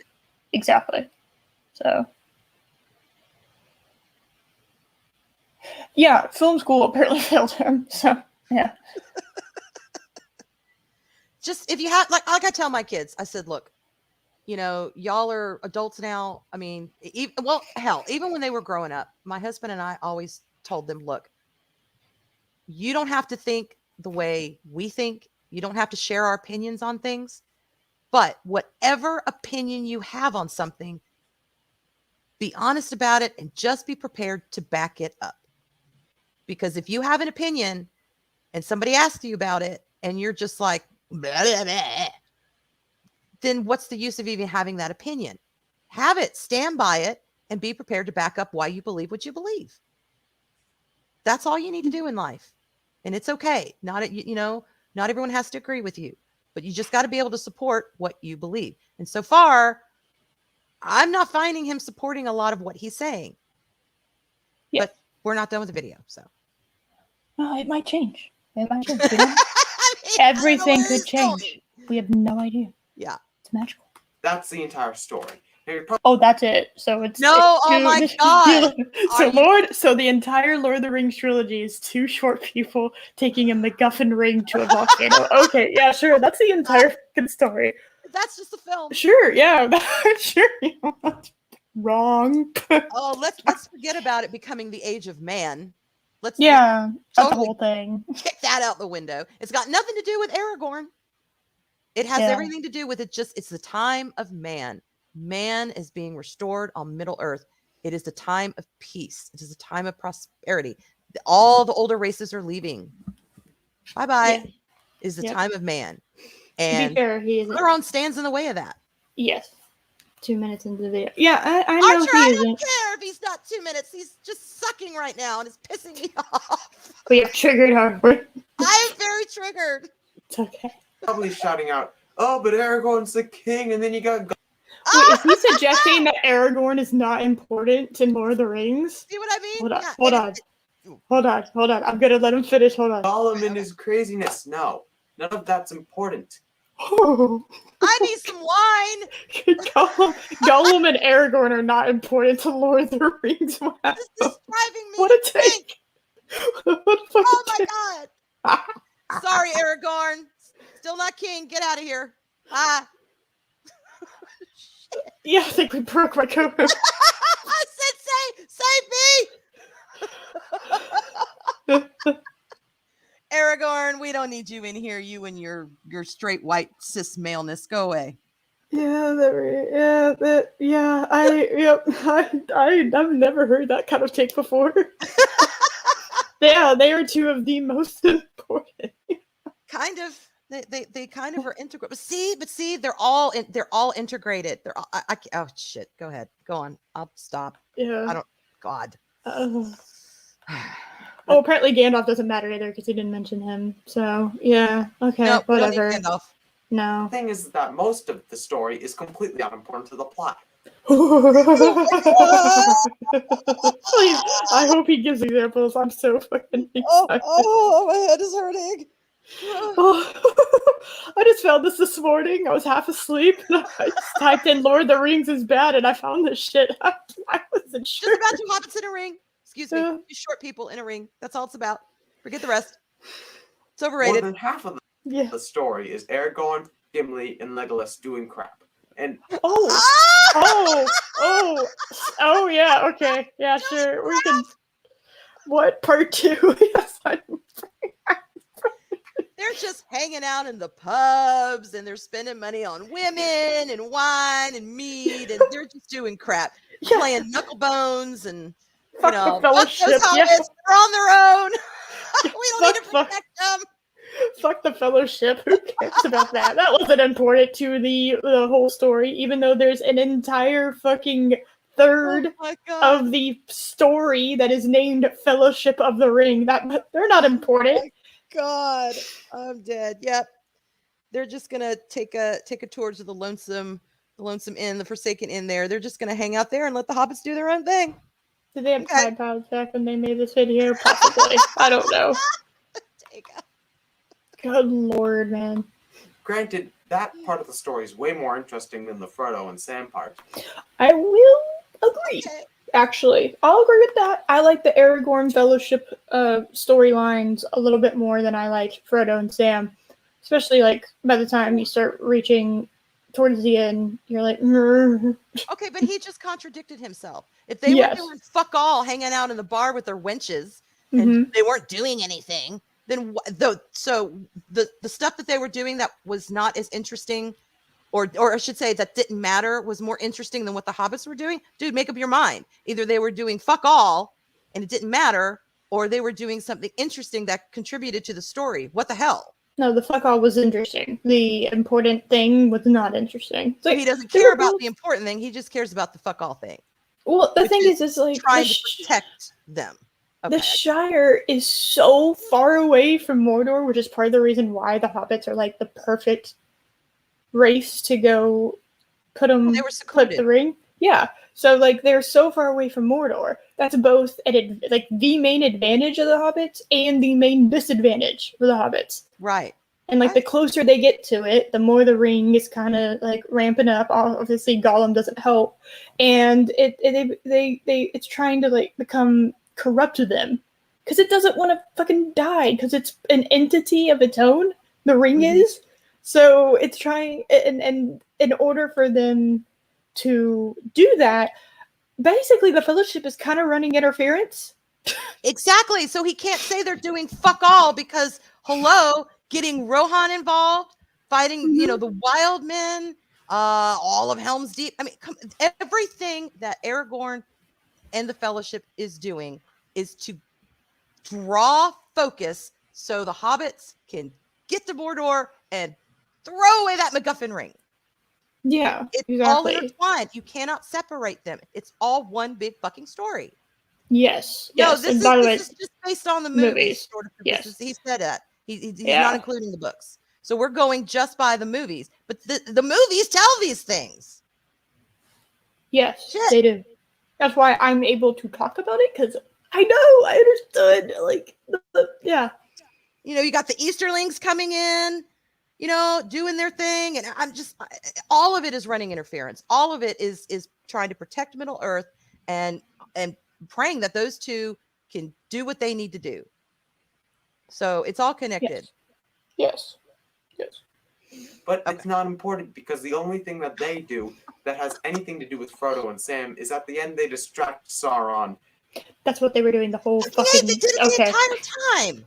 Like I said, running interference. They are distracting them by, you get some of the most powerful players in Middle Earth all kind of together, and they're trying to fight Sauron. He's going to be very distracted with them. Yes, that's why he gets Rohan. That's why he gets all the free men involved, because they don't have the army they need. That's why he goes to the path of the dead, for God's sakes, to get the Oathbreakers, to say, hey, I need you. I'm your king. You need to fulfill your oath. If you do, I will let you go. He is gathering armies because he knows eventually they're going to have to meet up with Sauron's army. And then you got Saruman running around like a little bitch, doing his things, creating Uruk-hai and cutting down trees and all that shit, pissing off the Ents. So it's not just two little hobbits in a ring. It's all involved. The whole story is there. They are building armies to fight this asshole and to try and draw things away so the hobbits can sneak into Mordor undetected and do what they need to do. It is a fellowship. The whole movie, all these 3 movies, everything they do, it's not just the 9, it's everything that they do is one big ass fellowship for Middle Earth. I don't know how much plainer that plot is, but he missed it, and I can't figure out how. I have no idea. I'm impressed. Yeah. Kid's gonna drive me So to that they drink. Oh my get into the volcano. And really, that could have been done by anything else or not even been brought up at all. God. What the hell? Hold on. Hold on. Let me hold on. And they distract Sauron so that they can get into the volcano. And really, that could have been done by anything else or not even been brought up at all.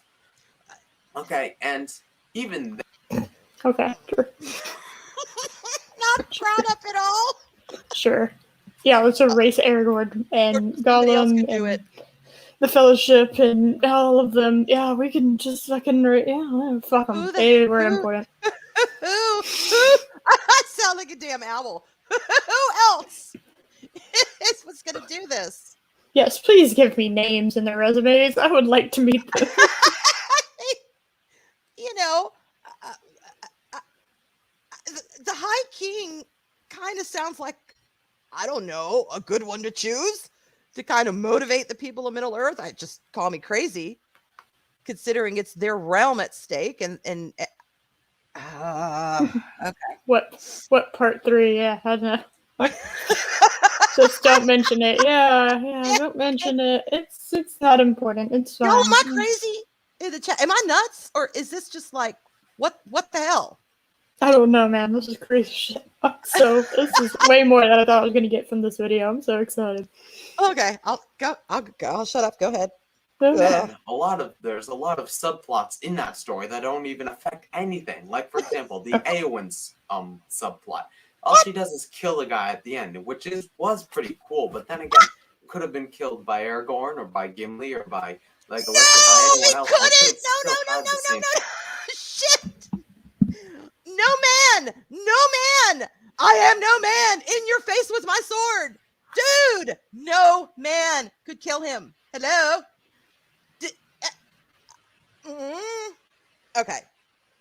No. Eowyn's story is very important. She's a fucking shield maiden of Rohan. She is in line to the throne. If Éomer kicks it, it's her. If he doesn't have any kids, it is her.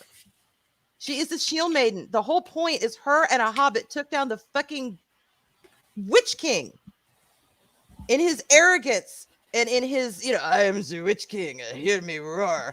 No, they took that fucker down in the face and in the what was it? The Achilles heel or in the leg. We'll just say in the leg. A hobbit and a woman took him down. That was the whole point of that. It wasn't just the time of men, it was the time of women, it was the time of hobbits, it was the time of all of them. They all worked together and they took those fuckers down. And dude, I am so sorry that you missed that. I want to pat your head. I love that feel so thing. bad for you. Yeah, I absolutely fucking love that. Yeah. Exactly. It was not just, we'll just have her kill him. Anybody could kill him, but she's there. No man We'll can him. kill me. I No am man. no man. Yeah, Thank specifically, they said no man could kill me. And she was like, fuck you. I am no man. And neither was Mary. Yes, he was male, but he was a hobbit. Man is when they used man, they were also referring to race. Yes. Race of man and sex of man. And neither Mary or Arwen fit that bill. And they took that fucker down. And I loved it. Okay. I'm sorry. I'm getting hot. I need to calm down. But this is just no. It's the red hair, obviously. That's what's happening. So fucking you're because you're powering up. It's all right. I'm powering up. Exactly. Too much damn Fortnite. Oh my god. Yes. Power and dramatic effect. No. Oh. Okay? There's so much extraneous crap that means nothing. The Faramir Boromir thing is just an explanation as to why Gondor is such a shithole at the beginning of Return of the King. Okay? So much extraneous crap is in these stories, and none of it is needed. Okay? Which leads into my second point. These movies are... Oh, we had a point there. Was it that there was a lot of useless shit in there that we don't need? Was that his first point? That was his point. Yes, it was. And Pat, I'm sorry. I know I have a potty mouth when I get excited. I do. I apologize, Eris. I'm sorry. Nah, how fucking dare you? Okay, we don't swear I here. Up and it comes out of me, and I can't stop it. How dare you? That's not allowed. He sees all of this as useless. Useless points. So I don't see how, because it's kind of all integral to the story, but whatever. Yeah. I don't know. Anyway. Okay. Too goddamn long. Okay. Oh, it's too goddamn long. Okay. Well, that sounds like an issue with you, not the movie. I mean, yes, okay, some people think it's long. That's opinion. That's purely objective. Some of us liked the length of the movie. So, because all of it had a point. Now, if you're watching the movie and you think it doesn't have a point, okay, you're probably going to think it's too long. But it all had a point. Unlike what he's making. But okay. And yes, I have the damn vapors. This is a complaint that a lot of people have, and I'm thinking, Oh, okay. Sure, okay. I do think it is long, but I feel like then if you don't want to watch it, if it's too long for you to watch, then Don't watch it. Yeah, I watched, I watched the first 2 Godfather movies recently, and I thought the movie was I thought the first one was wrapping up, and then I looked at it, and I was barely halfway through. I was like, oh my god, they're like 4 hours apiece. Holy shit. Yeah, Sensei has a good point. It's too long, but let me binge 8 episodes of my favorite Netflix show. Yeah, it's like, I mean, Exactly. if you want to binge something, that's cool. And if you don't want to binge movies, you want to sit down and watch them, that's fine. Well, then, like, sit down and, like, carve out a day. I know this would take some planning and some, like, thinking. That's difficult. But you can do that. You can be like, hey, I don't have anything going on Friday. I can sit down and watch, like, the first Lord of the Rings movie and then go to bed. That's cool. It's like, all right. Yeah. Or buy a damn remote control and go pause right in the middle of the movie and go do something. Yeah, that's something you can do too. Not that deep. Now, movies are made to sit down and watch in one setting, but that doesn't mean you have to do that. Exactly. I've watched movies where I've been tired and I've started a movie and it was really good, but I'm like, you know what? I got to do this, or I need to go to sleep or whatever. And I pause it and I come back and I watch it the next day. I know some people can't do that, but again, choices, dude. You've got to carve out, you got to figure these things out for yourself. Okay.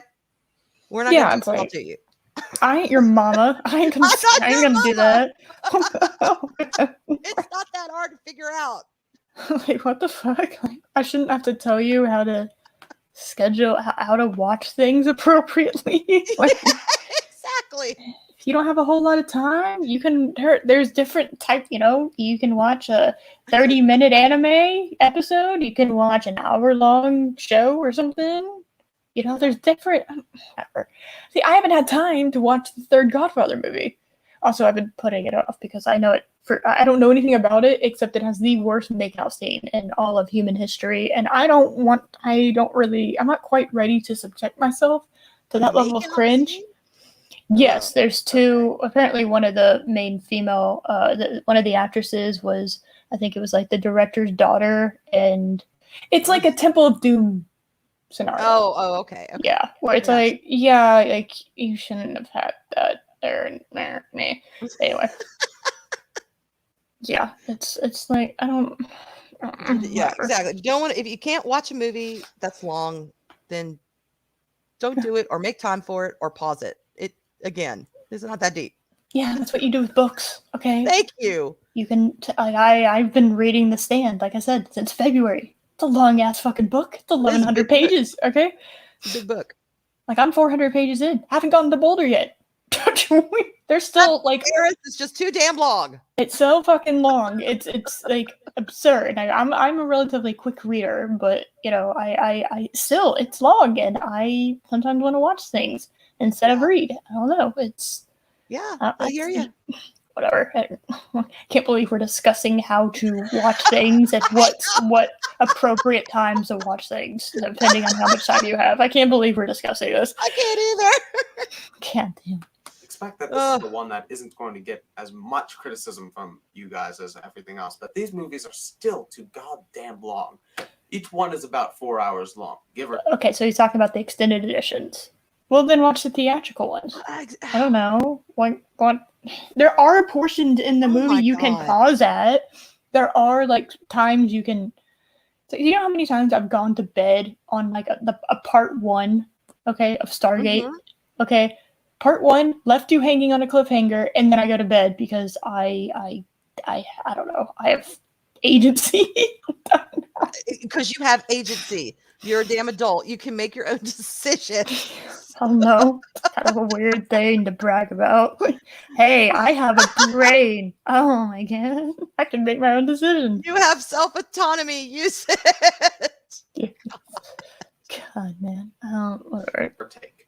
And that is way too long. I'm not sure about you guys, but I don't have the attention span to pay attention for. Okay, fuck you. So this sounds like a you problem, dude. I have ADD. Fuck you. I have medically diagnosed ADD. I take medicine for it. Fuck you. Okay? Oh my god. Okay, like I didn't research it online. Okay, I didn't look on WebMD and come to that conclusion. No, I have actual I am real. It's real. Okay. You're certified. Yes, I am certified attention deficit disorder. Okay. It's fucking like the idea. It's like, well, that's why I can't do it. Okay. But really? That's your excuse? Really? Choices. It's like, okay, all right. Okay, go play your fucking mobile game or whatever the fuck. But I bet he could sit down and play. I bet he could play a video game for probably 3-4 hours at a time. Yeah, exactly. Yeah, it's so annoying. It's like it's like, do not blame Lord of the Rings for your inability to pay attention to things. Yeah. Okay. Exactly. Stop. That is no. See, the world around you is going to keep moving, and it's not going to cater to every single one of your needs. So you're going to have to figure out how the fuck to live in it with all the normal people. Okay. Hi, hello, as somebody who has to fucking deal with that shit. Sometimes it's difficult because, like, the idea that there's humans out there that can just focus without medication is mind-boggling to me sometimes. I'm just like, wow, y'all are fucking weird, but okay. I hear you. You know, it's like I have depression too. It's super fucking fun. You know, it's like okay, but I have figured out how to exist on the planet and not be a nuisance and an issue for other humans. So yeah, that's you, and you're talking about, you know, a mental illness. Or is that proper to say? Is that considered a mental illness? ADD? Yeah, well, I mean, I consider it. I just say it's a mental disorder, but I guess I don't know. Is that the same thing? I don't fucking know. Okay, so you're talking about a mental disorder that you have taken and you have dealt with, and you had said, "Fuck this! I need to learn how to, you know, cope and exist." Well, He's yeah, talking about a 3.5-hour movie. Yeah, it's like it's not like the other. Yeah, I was diagnosed in like elementary school, so it was pretty. It's like I've had it my whole fucking life, and I dealt with it my whole life. So, it's fine. It pops up every once in a while. It's like the annoying main boss in an anime where you think you've killed it, and then it's just like, but no, I have returned, and it's like, no, stop, no, go, stop it. I've seen you 8 times. Go away, please, be gone. I don't know how you're still alive, but you need to go away. No, it's fine. If you can deal with that, then he can deal with the damn long movie. Yes, he can figure out a way. Yeah, I also have minor OCD too, which is super fun because I get to clean and I have fun cleaning. But like, I have to have certain things in a certain order, or else it bothers me. I'm a little bit like that. Not so much the cleaning, but like if you look at blinds on a window. And one is up higher than the other, I can't handle it. I'm like, those fuckers have to be even. Yes. They have to be even. Drives me nuts. I like symmetry. Yeah, exactly. I've had to get over certain things. Like, I and slowly kind of adapt to how, like, nothing's going to be perfect. Like, in my first apartment, I found out that apparently my ceiling and the window line at the top of the window were not even. One was a little crooked, and it drove me completely crazy. And trying to put curtains up there was maddening. And it's like dealing with the issues of being an adult. Yeah, you know, it's like, not every human is like normal.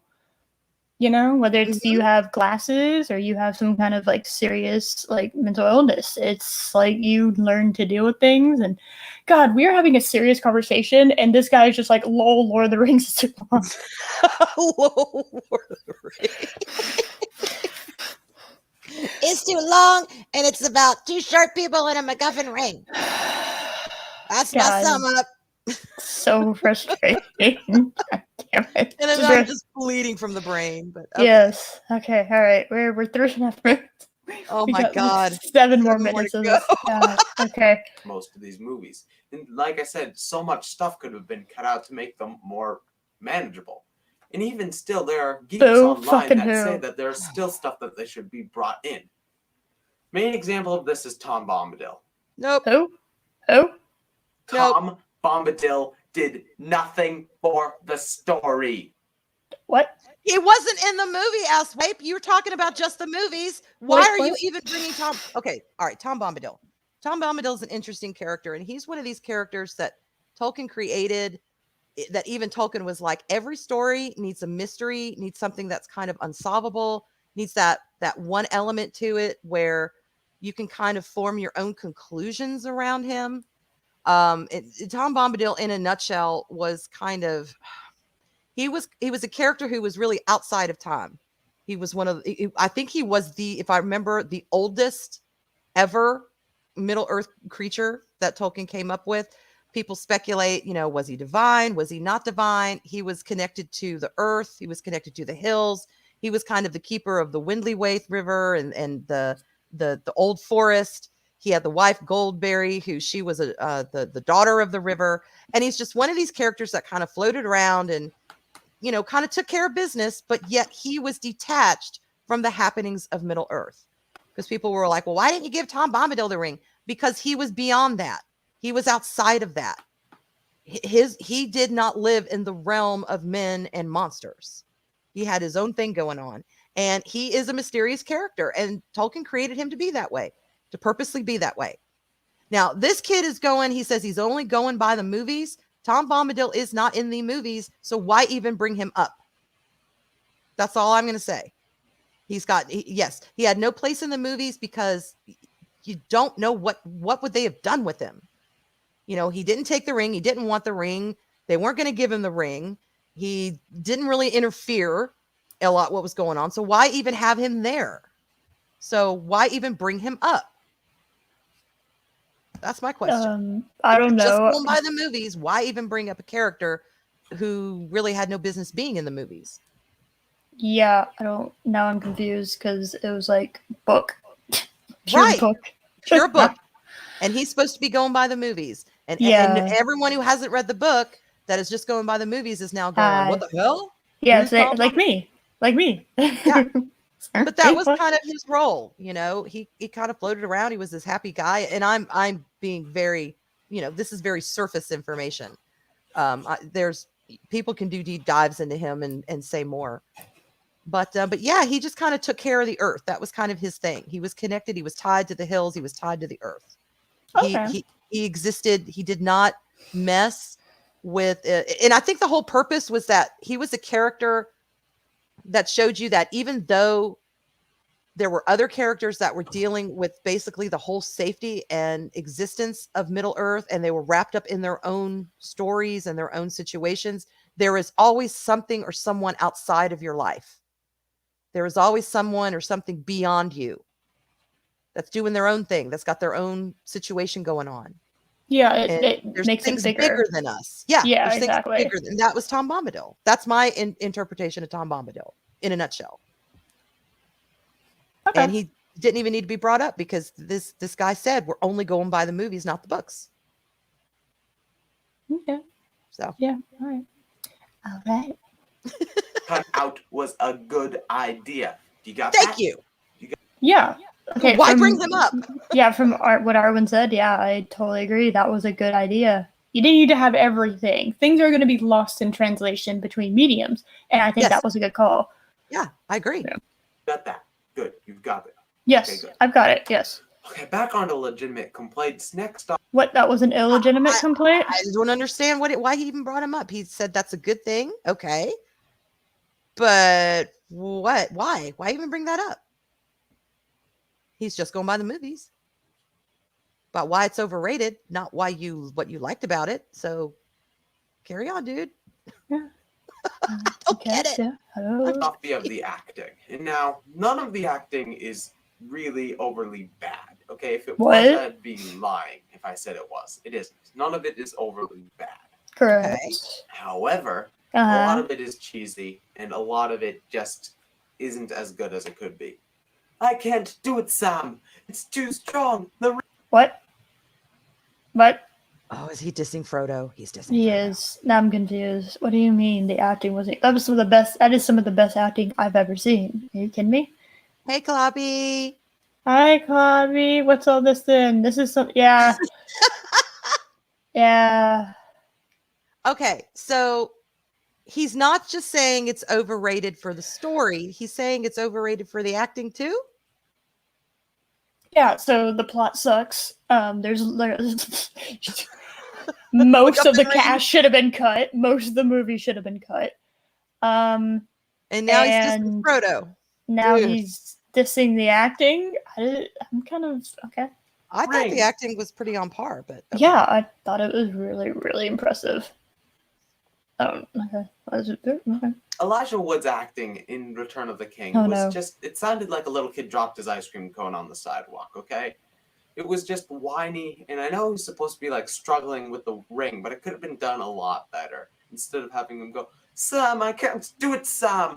Oh no, wah.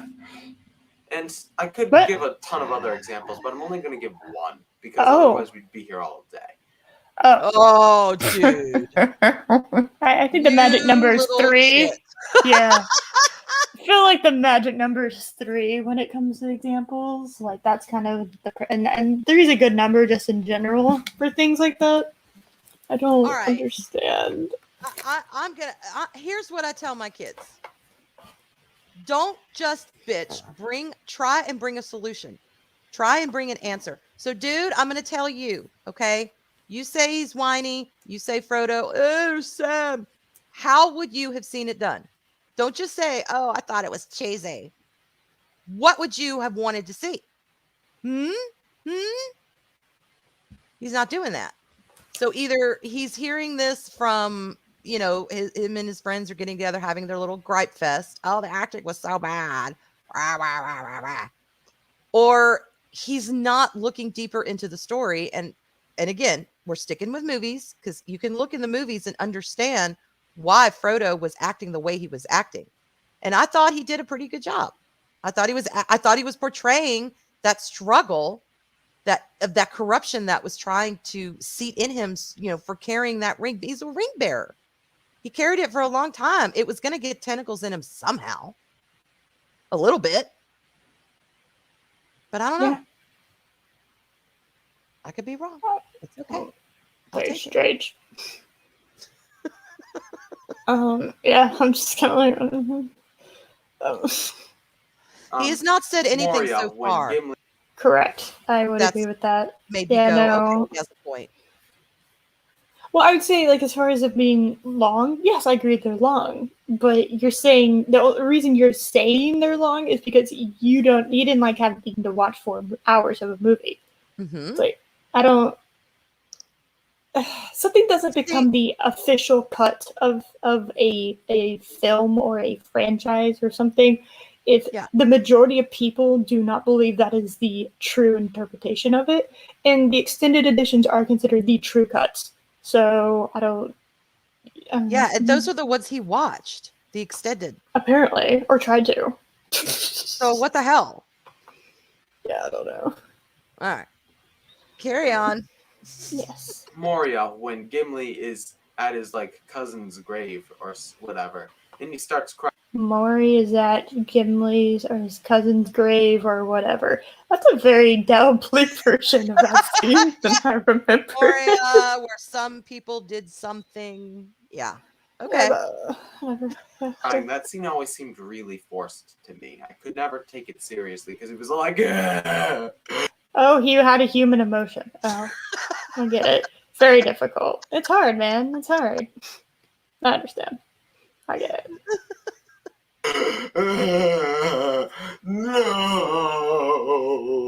Okay, he found out that like all of these people that he thought were still alive were dead. I don't know. I feel like if somebody, like a whole town of people that you knew had been massacred, you'd be a little shooken up by it, but I Kind of could be wrong. appropriate. Yeah, his response. What'd you want him to do? Take out a piece of cake and sit on the guy's grave and eat it? I mean, what the hell? Yeah. It's like, what? Yeah. He was devastated. He was, and the dwarves are very demonstrative in their feelings. They're very loud. They're very, and I don't know. I thought that was an appropriate response. Everything that they thought was gone. Yeah. Poof. Poof. Just gone. Yep, gone. So you thought they were there one moment, and then all of a sudden they weren't there anymore. And that wrecks your world. Exactly. Whatever. I could never take that seriously. Okay. Speaking about things that I can't take Oh seriously, my God. another major problem with Lord of the Rings is the villains. Oh. Do tell. Bring it, my man. Bring it. I'm so pumped. Oh, yes. Okay. All right. Okay. All right. Where's he going with this? I'm excited. Both Sauron and Saruman are really just uncompelling villains. Oh my God!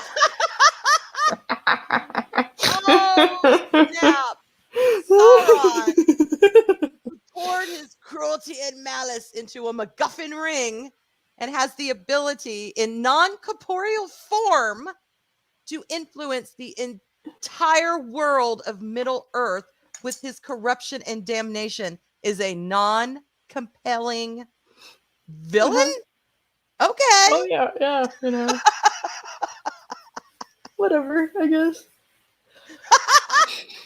Okay, sure. Oh my sure. God, I'm bleeding from the brain. Sure. Sauron, particularly, he's never given any motivation at all. I don't know. Okay. So what? Oh my You God. need the fucking villains to monologue and tell you exactly. He's an evil fuck. I don't know. Do you need more than that for him? He's Have you corrupted. seen him? He wants to rule everything. That is his motivation. He does not Power. Yes, he He wants craves power. power. It's not that deep. Absolute power corrupts absolutely. I don't know. It's like He wants it all, dude. That's his motivation. He wants it all. I want it all. He wants it all. Yes. I don't.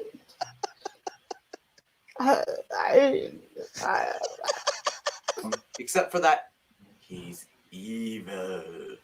No backstory. Hold on a second. Oh my God. Did you see the camera? No. Did you see the camera dip? Is someone filming him? Are there two? Hold on. I know I interrupted you, but give me 1 second. Evil. No backstory. Nothing. Unless he just by his violent Feet hand or motions something? on the Yeah. tripod. He might have kicked it by mistake. Yeah.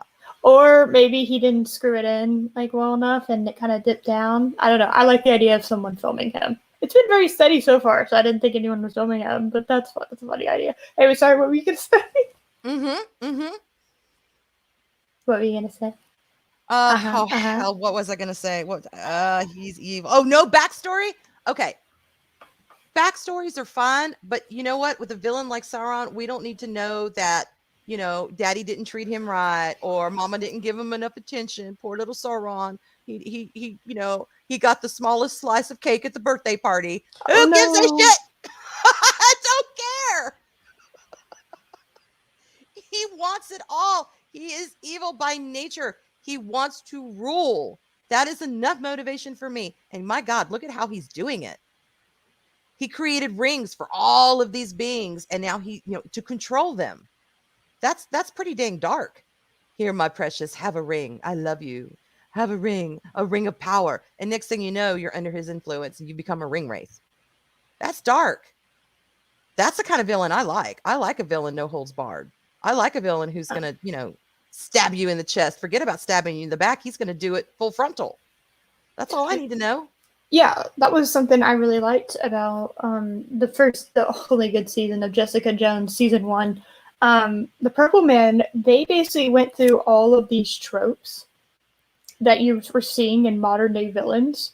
And like they tried to play it up so that, oh, maybe it was his parents' fault. Oh, he wasn't loved, or oh, it was this, or he was bullied, or whatever. And basically, they systematically showed you that all of that was lies, deceit, and deception. Like that, none of that was true. He was just a fucked up person. Yeah. And that was it. Like he didn't have anything. There's no other reason for it. And I was like, it's been so long since I've seen a villain like that in like a modern day piece of work that like I miss that. I do like sympathetic villains, but they don't all have to Yeah. have started out good guys. And they give you all the backstory you need on him in the films. You don't need any more. You don't need to know when he was a little itty bitty boy and what happened. You don't need to know all that. Mm-hmm. According to this guy, you do. But I'm just saying, no. They tell you what you need to know about him. And you see that character, even though you don't see a lot of him per se, he's in there. You can't separate him from the ring. He is the ring. The ring and Sauron are one. That's why when the ring is destroyed, he's destroyed. Because the ring is part of him. So he is a major Lord of the Rings is the name of the book and the movies. It's him. I don't know. Oh, that was perfect. Yeah, I agree 1000%. Yeah. I'll carry on. It's okay. Sorry. Nothing. He's just said you're just supposed to believe that he's evil and that he should Uh-huh. die. Even if he Correct. was evil and should just die, Uh-huh. he's still not a threatening villain at all.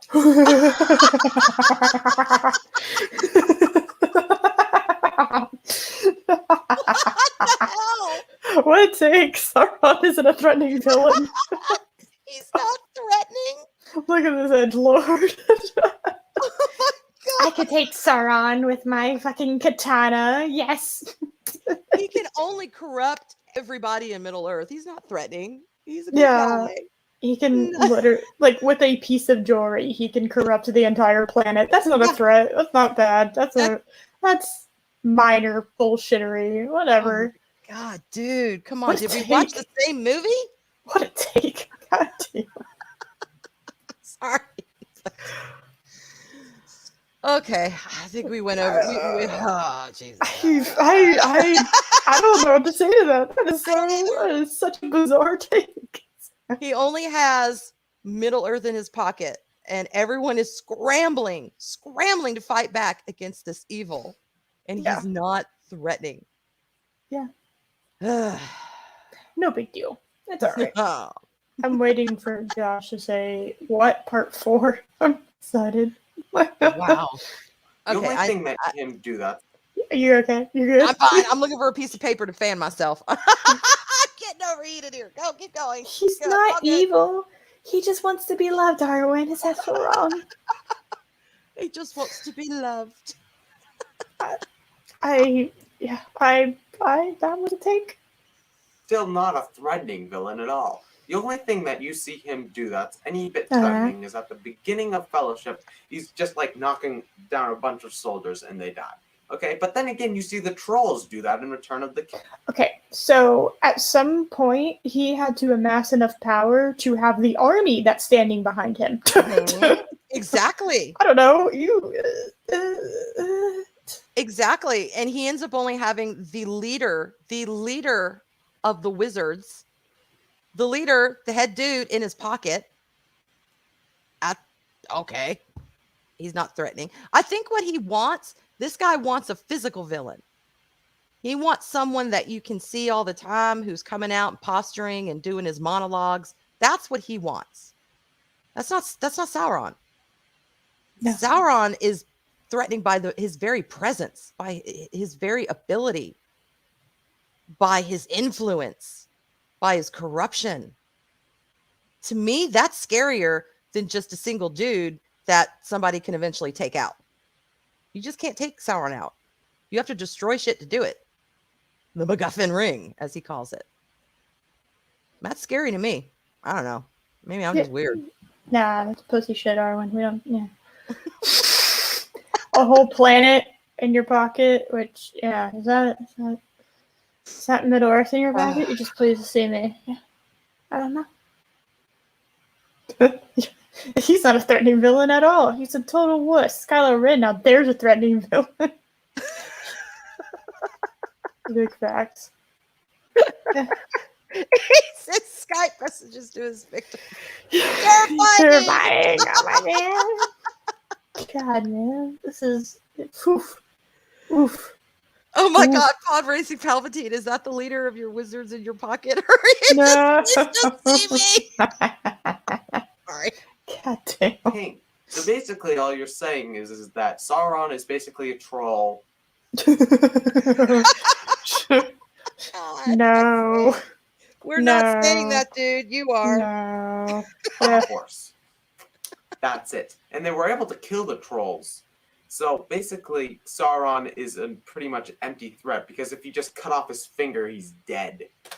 That's not what happened, and it had everything to do with the fucking sword. Please go see Loki's video on that Thank if you you. have any questions. Thank you. It was the king, dude. With the flame of the west. You know, the sword. Hello? Uh-huh. I Yeah. Yeah. Okay. Oof. He should have done at least a little backstory to the books, just a little. Anyway, that's a whole nother tangent in itself. Okay, I'm fine. Keep going. It's all right. We will live. Maybe. Oh my God. I just could never take Sauron seriously, even in his costume, the big spiky helmet and the glowing eyes. It's just they're trying to make it seem like he's evil. Yes, because he is exactly. evil. I don't know. What a weird idea. He's evil. He has a big spiky horn. Horn. Yeah, that too. I mean, it's not wrong. The glowing. Okay, he's evil. It's a film is a what do you call it? A visual medium. Sometimes you have a few seconds to portray somebody or something or an emotion. That's what you do. He's not going to come out there looking like freaking Dorothy from Wizard of Oz. He's going to look evil, classically evil. That's what they did. And then he became a big eyeball, and it was a terrifying eyeball. And we all got it. He was evil. So yeah, I don't know.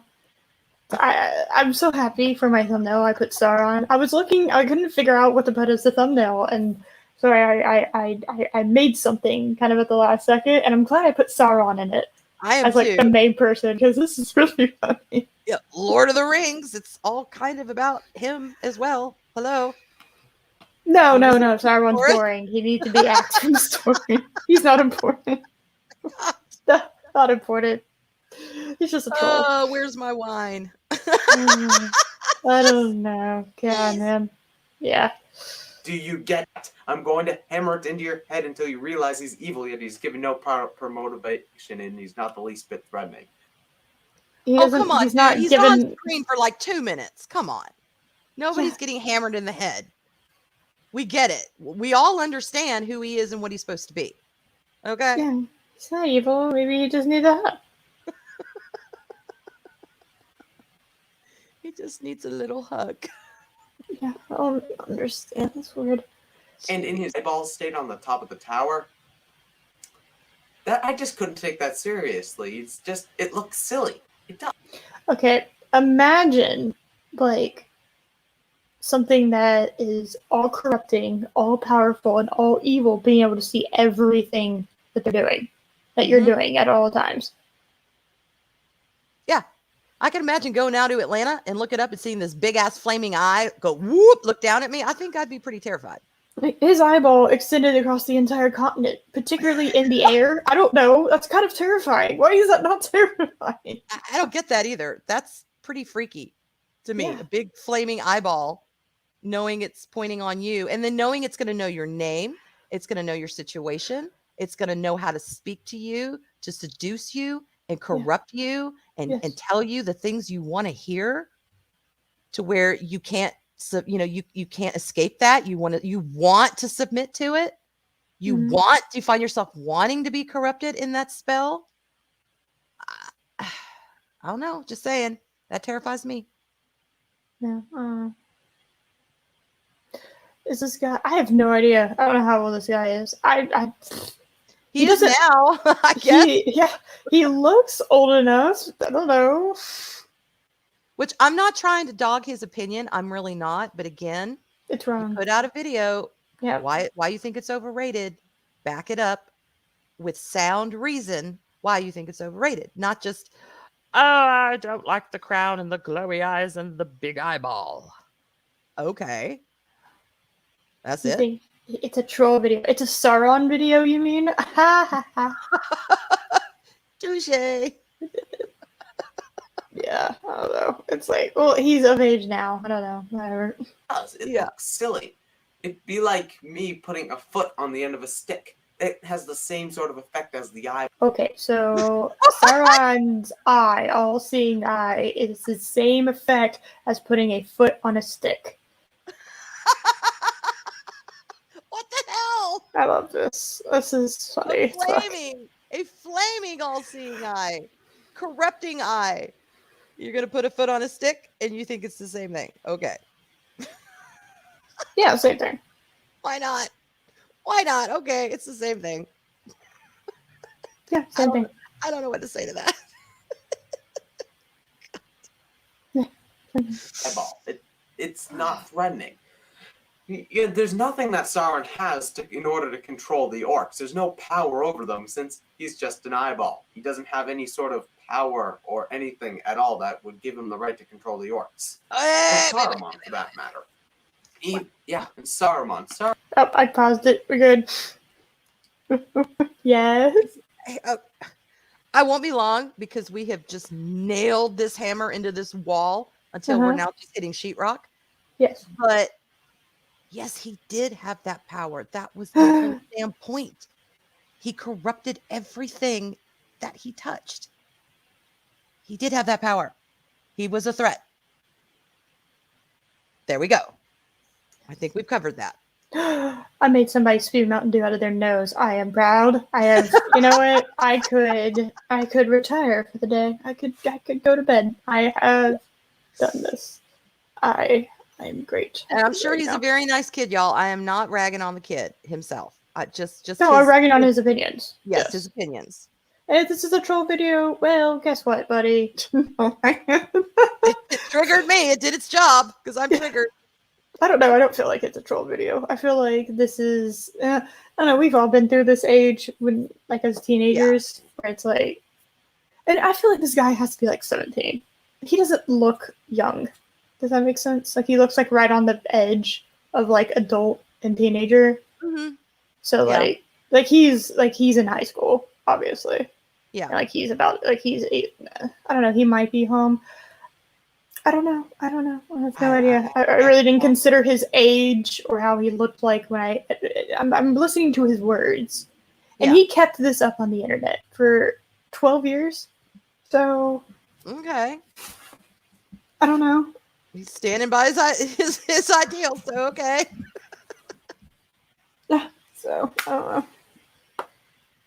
don't know. Okay. Saruman isn't a compelling villain either. The only motivation he's given is, if I don't become evil, I'm going to die too. What? Okay. Do you think?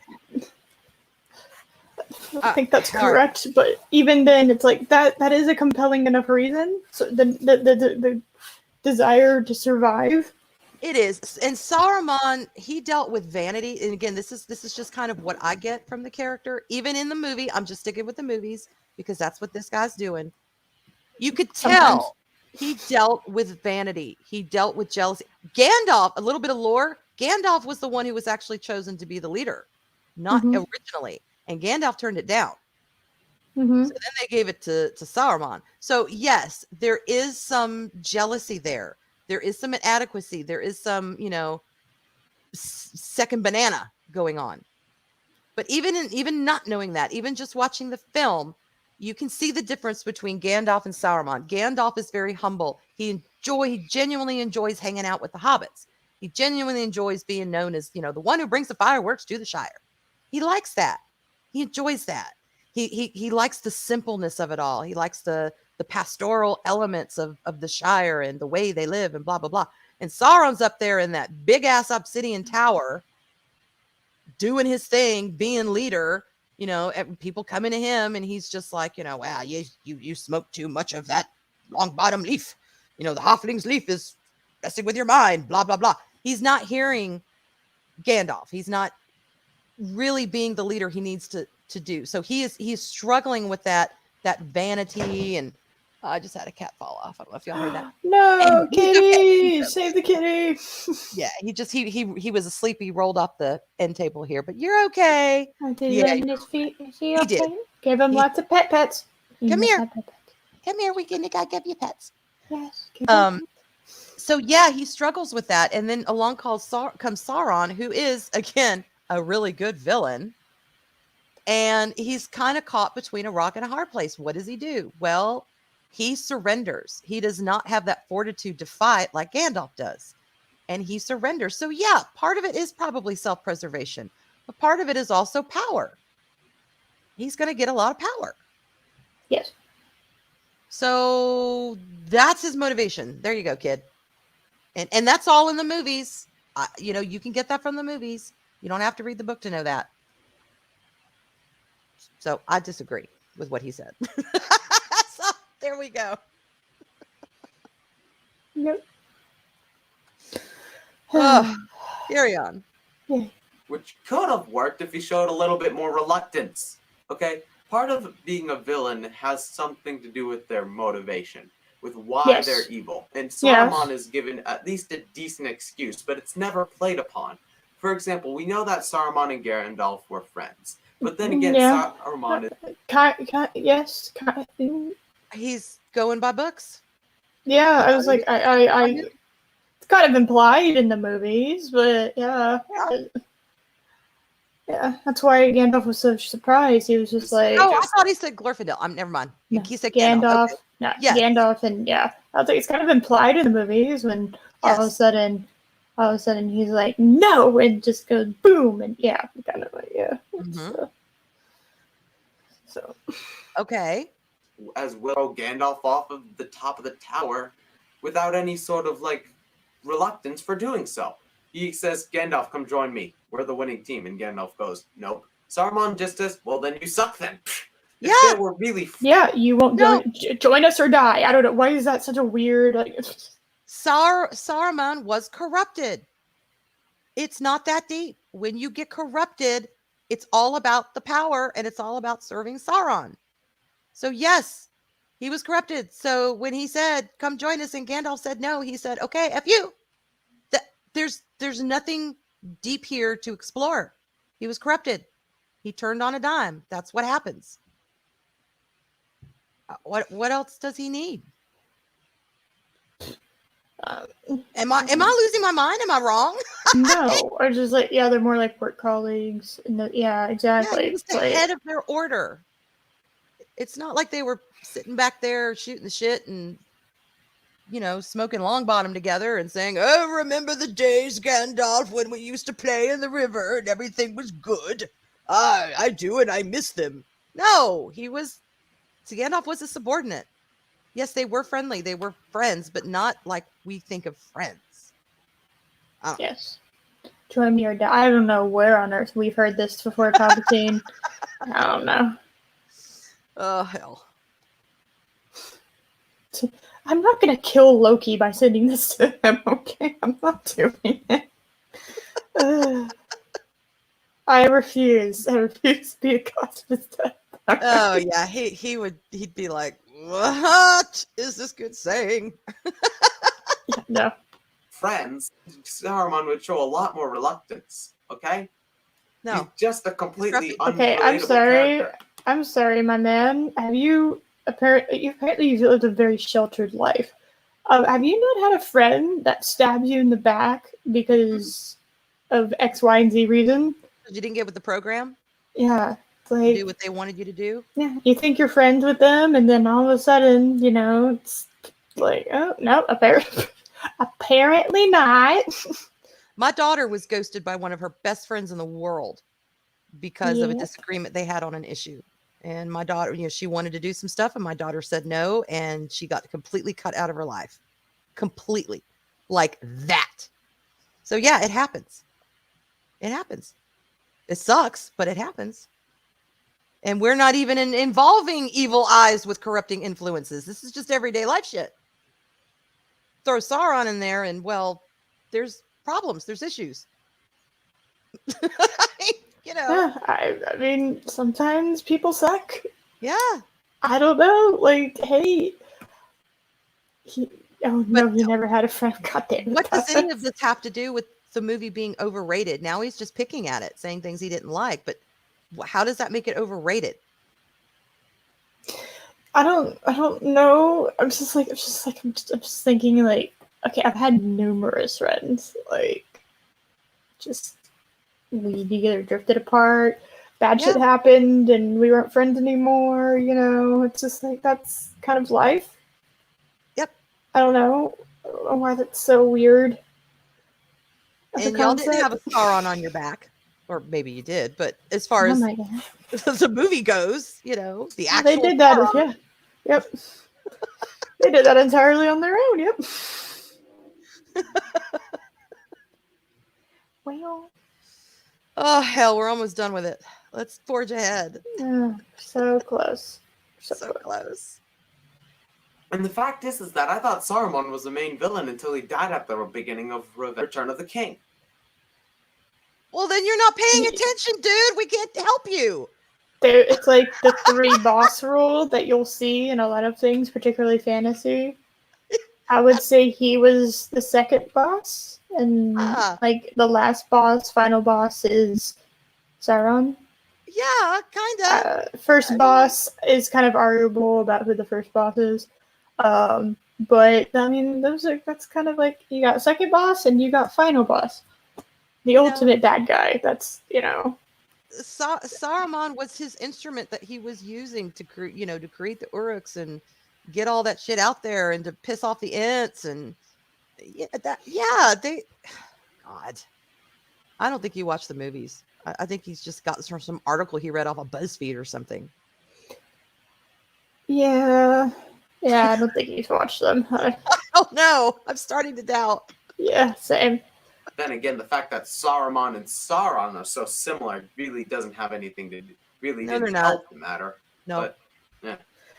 If you're talking about the names, then yes, sometimes I get the names mixed up. Okay, the names. But yeah, like, all the names. But the characters themselves, not really. Nope. Like at all.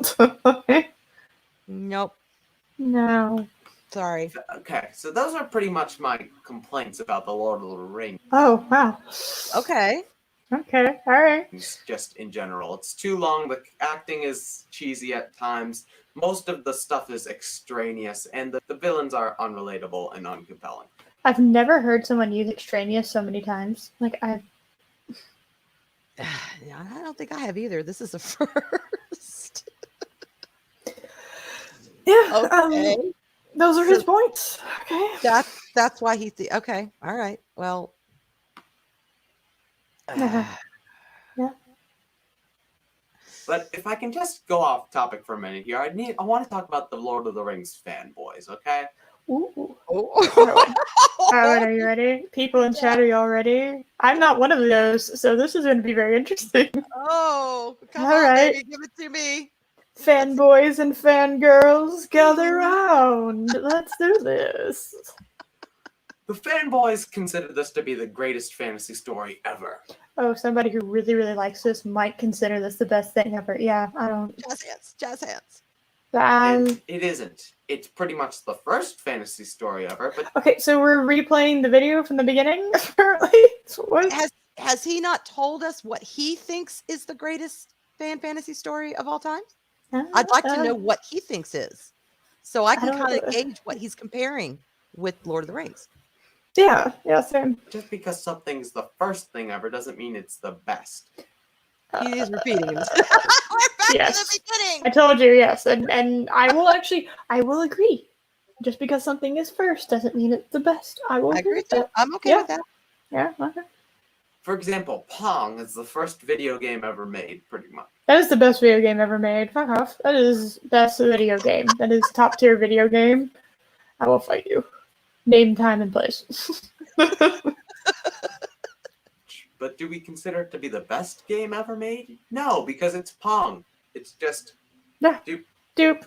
Yes, and that's correct. a pretty good way to explain Lord of the Rings as well. I enjoyed it. Wait, Pong is Lord of the Rings. Now he's saying Lord of the Rings is Pong. Okay. Sure.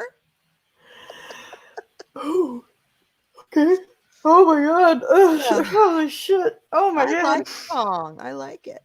Pong is great. Okay. 2 people dropping a MacGuffin into a fire. Oh my god. I So that hate is Pong now. Okay. I guess we don't know what Pong is anymore. I thought his explanation was actually on point, and now we lost it again. Technically not correct. Pong is not the first video game. Yes.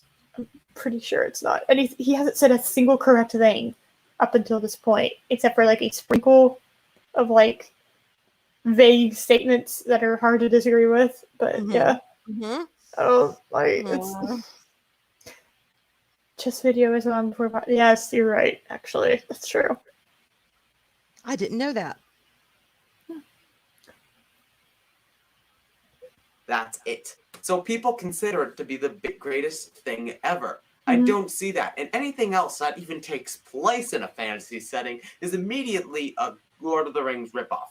The Aragon series is a decent book series, except for the second one. First and third books are decent books to read. So a third of these books is good. It is not good. So like an entire third. Okay. All right. But just because they take place in a fantasy setting, they are ripoffs of Lord of the Rings. I don't get that. That's not true. That's not true. I don't know where the hell. No. Right? There are a lot of fantasy things out there that, again, didn't we cover this? Yes, like I said, Rising of the hours Shield ago? Hero. Yeah, I was like Rising of the Shield Hero. I found out after being introduced to Final Fantasy that there is a lot of similar elements to the Shield Hero from Final Fantasy, but they're not ripping off from each other. Hell, the fucking guy that does the music, the guy that does the music for Rising of the Shield Hero was the fucking Prodigy, the apprentice of the guy who did the music for Final Fantasy. They knew what they were doing. They were it was heavily inspired by Final Fantasy, but I would not consider them the same thing. You can have things that are heavily inspired by it and still make your own shit. Nobody says every fantasy out there, that's another Lord of the Rings, what a ripoff. No, that is his projection. That's his opinion. That's what he sees. That's not what actually is being said. There is your truth, and then there is truth. Yep. And that's his truth. That is not truth. So yeah, it's kind of like so. If they're a ripoff of anything, they're a ripoff of the Star Wars plot. What? Hold on. Okay. Decent books to read. But just because they take place in a fantasy setting, they are ripoffs of Lord of the The Aragorn series? Anybody know what the Aragorn series? I haven't read them. Okay. I know it's the one about the dragon, the kid and the dragon, but I haven't read them. Okay. I don't know about the Aragorn series. Rings. I don't get that. If they're a ripoff of anything, they're a ripoff of the Star Wars plot. Okay. I can't see how they're a ripoff of Lord of the Rings at all, other than there's elves and dwarves and it's in a fantasy setting. That's like saying that okay, so we finally figured out why he made this video. He likes this, he likes these books. And people say that it's a lot like Lord of the Rings, but he's not that big of a fan of Lord of the Rings. So he's being pissy about it. Yep. What? For fuck's sake, I'm assuming y'all have read them. They're inspired by, influenced by, and ripping off. I haven't read them either. Yeah, I don't know if y'all haven't read them. Do elves use lightsabers? Well, they use katanas and fucking Picard, so. There you go. No, he said the Aragorn book series was more of like a ripoff of the Star Wars series, I think, is what he was trying to say. Yeah, that's why I had to go back. It sounds like he enjoys the Aragon books, and people are saying that's just a Lord of the Rings ripoff, and he's pissy about it. So he decided to make this video slamming Lord of the Rings. Dude, that's not how you do it. What you should have done, you should have made a video building up the story you enjoy, saying, hey, here's this Aragon story and all of its unique beauty. So suck it, all you people who are saying it's a Lord of the Rings ripoff. You're doing it the wrong way. Just saying. But okay, go off. Yep. Just like, all right, whatever. Every stop. sci-fi flick is a ripoff of Star Trek because Every sci-fi flick is a ripoff of Star Trek. Another take I have never heard in my entire fucking life. Hey guys, did y'all know Star Trek? That Star Trek was like the sole creator of sci-fi, like Doctor Who, Star Wars, fucking Farscape, Stargate, Yeah. Babylon 5, Battlestar fucking Galactica. Battlestar Galactica, like The Expanse. God, I'm all of their. Did you say Stargate? I already said Stargate. Yeah, Okay, yeah. Stargate. Yeah, they're all ripoffs. Yes, did y'all know that? Did y'all know Red that they're Dwarf. all ripoffs of Star Trek? God. Okay. Forbidden Planet, Space Above and Beyond, fucking Lost in Space, whatever. Like all this shit. Yes. Oh God, Eris, we're almost done. No, We're almost done. just mind-boggling. takes place in space. Oh, something takes place in space. It's a ripoff of Star Trek. God help me. God help me. Oh God. Because something is similar to something else in certain ways, like for example, their setting or characters, doesn't mean You take place on Earth. You're ripping off ancient mythology. It's like, what? Really? The setting is what drives it? Do you know how many fucking sci-fis take place on Earth? Do you know why a lot of them have a base on Earth? Because that is how the audience relates to it. What we know, yeah. It's a what do you call it? What do they call it? What the hell? When you put something on a map? Mapping it? No, it's like a ping. In Fortnite, it's a ping. You got to ping a place. A road, not a road map. Atlas? No. No. It's like the big X on a treasure chest, so you know where the hell you're going. I mean, on a treasure map, the big X, the big red X. Yes. That's what it is. It gives you direction. It gives you something to filter everything by. And I can't think of the name of it. My brain just melted about an hour ago.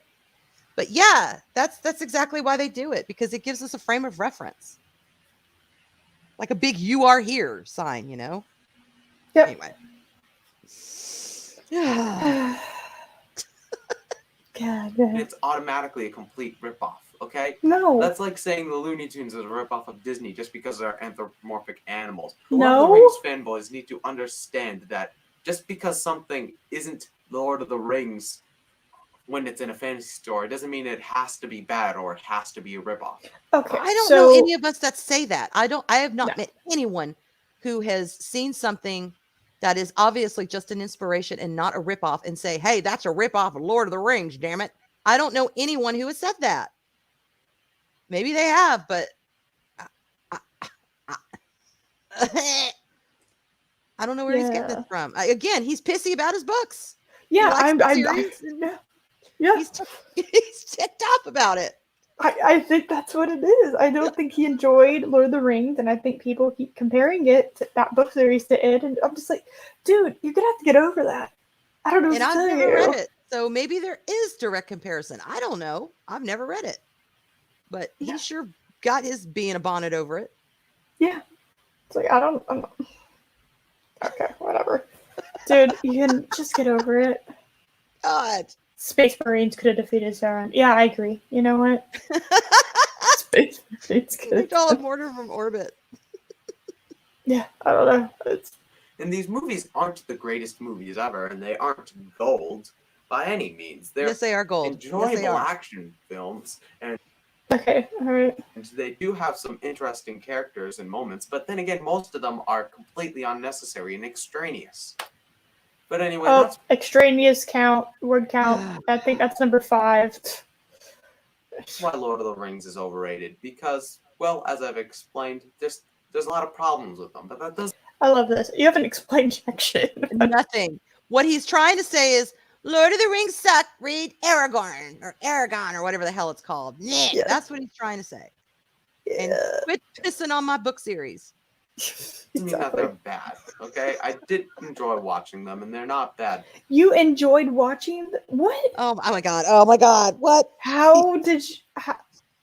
You enjoyed watching 2 short people with a MacGuffin ring go to Mordor? Is that what you're saying? That you just spent 10 minutes, but it feels like 4 hours telling us how much it sucks. This is one of the shortest streams I've done, and it feels like it's one of the longest. Like, this has been... God. I'm so confused, Eris. What am I don't going know. to do? He's broken me. I'm broken. God. Okay. We're almost done. Movies. And the fanboys are a bit overzealous, if but anyway. They're a bit No. overzealous and then didn't cut it correctly. So Yeah. Like I said, this is my opinion. If you don't agree with it, that's fine. Just Yeah. respect my opinion. I'll respect yours. Anyway, this is X and Shadow. Bye. Bye. toodles, we Thank did you for it. sharing. Thanks. We did it, guys. Oh, look, I don't give two shits if he doesn't like Lord of the Rings. The boy who broke Arwyn. I really don't. I've met people who were like, I just can't get into it. That's fine. That's more for me. I'm totally cool with that. However, if I ever read a book series and then just get all my knickers in a twist because somebody keeps comparing it and then decide to go off on a nonsensical tangent about the series that I don't like being compared to my book, please shoot me. Please. Yeah. God, pull me back down to earth or something, or just, I don't know. I didn't get a thing he said. I really didn't, except that, like, you know, he likes the one books and he's sick of them being compared to Lord of the Rings. That I got. That made sense. God. Come here, Ollie. Come in my lap. Come hug Mama. Yes. Come here. Mama Yeah, needs a hug a cat. It Come makes here, you feel baby. better. I heard a burrow. Morrow. Oh my god. Okay. Yeah, that melted my brain. It did. It did. I don't know what to do now. That was definitely melt worthy. Thank you, Eris, for You're melting welcome. my brain. I did it. Guys, I did it. Aren't you excited? Send to everyone that says Someone I'm send playing everyone Uno that- tonight. I don't even know if I can count. Jeez. I'm just like, eh. Oh my god. Ugh. Wake up. We're still live. Wake up. We're alright. We're good. Everything's fine. Brain shutting down for maintenance. Powering down. Powering down. Ugh. Okay. All right. Advertise away. What do you have going on? Advertise your channel and stoof. Okay. Let's see. Tonight, I don't know. I don't think I'm going to be at karaoke. I think I've got something else planned. I'm pretty sure I had something else planned. I'm pretty sure it's going to pan out. So if that's the case, I won't be at karaoke. And Klobby, you're here, sweetheart. I don't think I'll be at Star Trek either. It just depends on when I get going with this thing. But I don't know. If I show up, yay! I'll enjoy myself and I'll have a good time. But let's see. And tomorrow, actually, Fantasy Story Ideas, we're taking the day off, so I don't have anything tomorrow. What about next week? Yes, next week at 5. God, is it 5 o'clock? Shit, where's my phone? I've lost my phone. Oh, here it is. I believe. Hang on, let me look. It's going to be on Script Doctor's channel. Crap. Now I can't find my Twitter. On October 5th at crap. I think it's 5 o'clock. Y'all check. I'll post it. I'm going to be joining him for a podcast. I'm not sure what we're talking about. I think we're going to be talking some about Rush, which is my favorite band, because I know he does some music podcasts, and then it may just be whatever he wants to talk about. So that will be October 5th on the Script Doctor's channel. And I think Nick is doing Toxic Tuesday that night at 10, Tuesday night at 10. So there's that. And then I don't think I've got anything going on Wednesday. Thursday, if Klobby does the Global Geek Gang, there's that at 2. And then Battlestar oh, wait. Oh, my God. I forgot. Shit. I'm sorry. Pink and Purple in the afternoon. Wednesday at 5 o'clock. I forgot my own show. show. I'm sorry. Good job. 10 out of 10 professionalisms. We have continued. I love that Yes. Chris reminded you about it. Thank you. Thank you. Oh my God. I was thinking I would stay off. Like Okay. everyone else in the chat remembered. Thank you guys. Y'all, I'm serious. My brain is melted. And then, yes. And then Thursday night is the Battlestar Galactica Pegasus actual podcast on Supreme Heretics channel, Drew's channel. And that's usually a little after 9:00. And I think that's all I have going on next week for right now. Nice. Nice. Yeah. So there we go. Well, tonight I will be on Merry Mayhem Shenanigans. I don't know who I'm going to be there with, but Nice. it should be fun. Okay. That's 9, I think starting 9 p.m. CST, if I'm remembering correctly. And then super special Wednesday, I am hosting the Babe the Menace on my channel. So that will be 4 p.m. CST. Look out for that. Super. I have a general idea of what I'm going to cover. It's going to be very, very special. You will be in, and I have special surprise for that day too. So there's super secret special surprise that y'all will have to come onto the show, but y'all have to watch the show for. So it's super special. You know what I think I need to start doing? What? Actually, I think you do this. I've seen some other What people do this. I need to, like the beginning of each week, type out where I'm going to be and then pin it on my Twitter. I don't do that. I should start doing that. You don't do that? Oh, but okay. I put it in a Pages document on my computer. I think I need, just for my own ass, so I can keep myself straight. Yeah. I've seen Lorena's done that. OG Star Wars does that. I Yes. kinda like that. So I might have to fucking start doing that shit. Yeah. So. And that way I can keep it straight. Hey, I know what I'm doing. I don't know what I'm doing. Yeah. But yeah. Yes. Cool. Yes, it should be super fun. Yes. I'm very excited. But super special announcement. Well, not announcement, but super special thing. A super special thing will be happening. So that's awesome. I'm not gonna tell y'all. I'm not gonna tell anybody. So y'all are gonna have to come and see. That's so, right. Ha! Yeah. There's my pitch. So that's amazing. Okay. Thank you, Clauby. Okay. Yeah. I forgot about Thank you. I forget that YouTube's become like a discount Twitter in a way. So it's kind of Yeah. I forget. That's good. But, Keep us straight. Yeah. Awesome. Well, our brains are melted. I don't know if y'all can tell, but my brain's very melted. So we're gonna go now because I'm yes, melted brain is happening. But thank y'all for coming. Check out Arwyn and all her stoof. Links are in the description. Thank you for having me, Eris. I had a good time. You're welcome. I am glad I was the first person to melt your brain on this platform. I'm very proud of that. We did that. We did it, chat. Chat, we did it. Yes. So, anyway, I will see y'all. If y'all come on tonight, I will see y'all tonight. So, bye, everyone. Bye, y'all.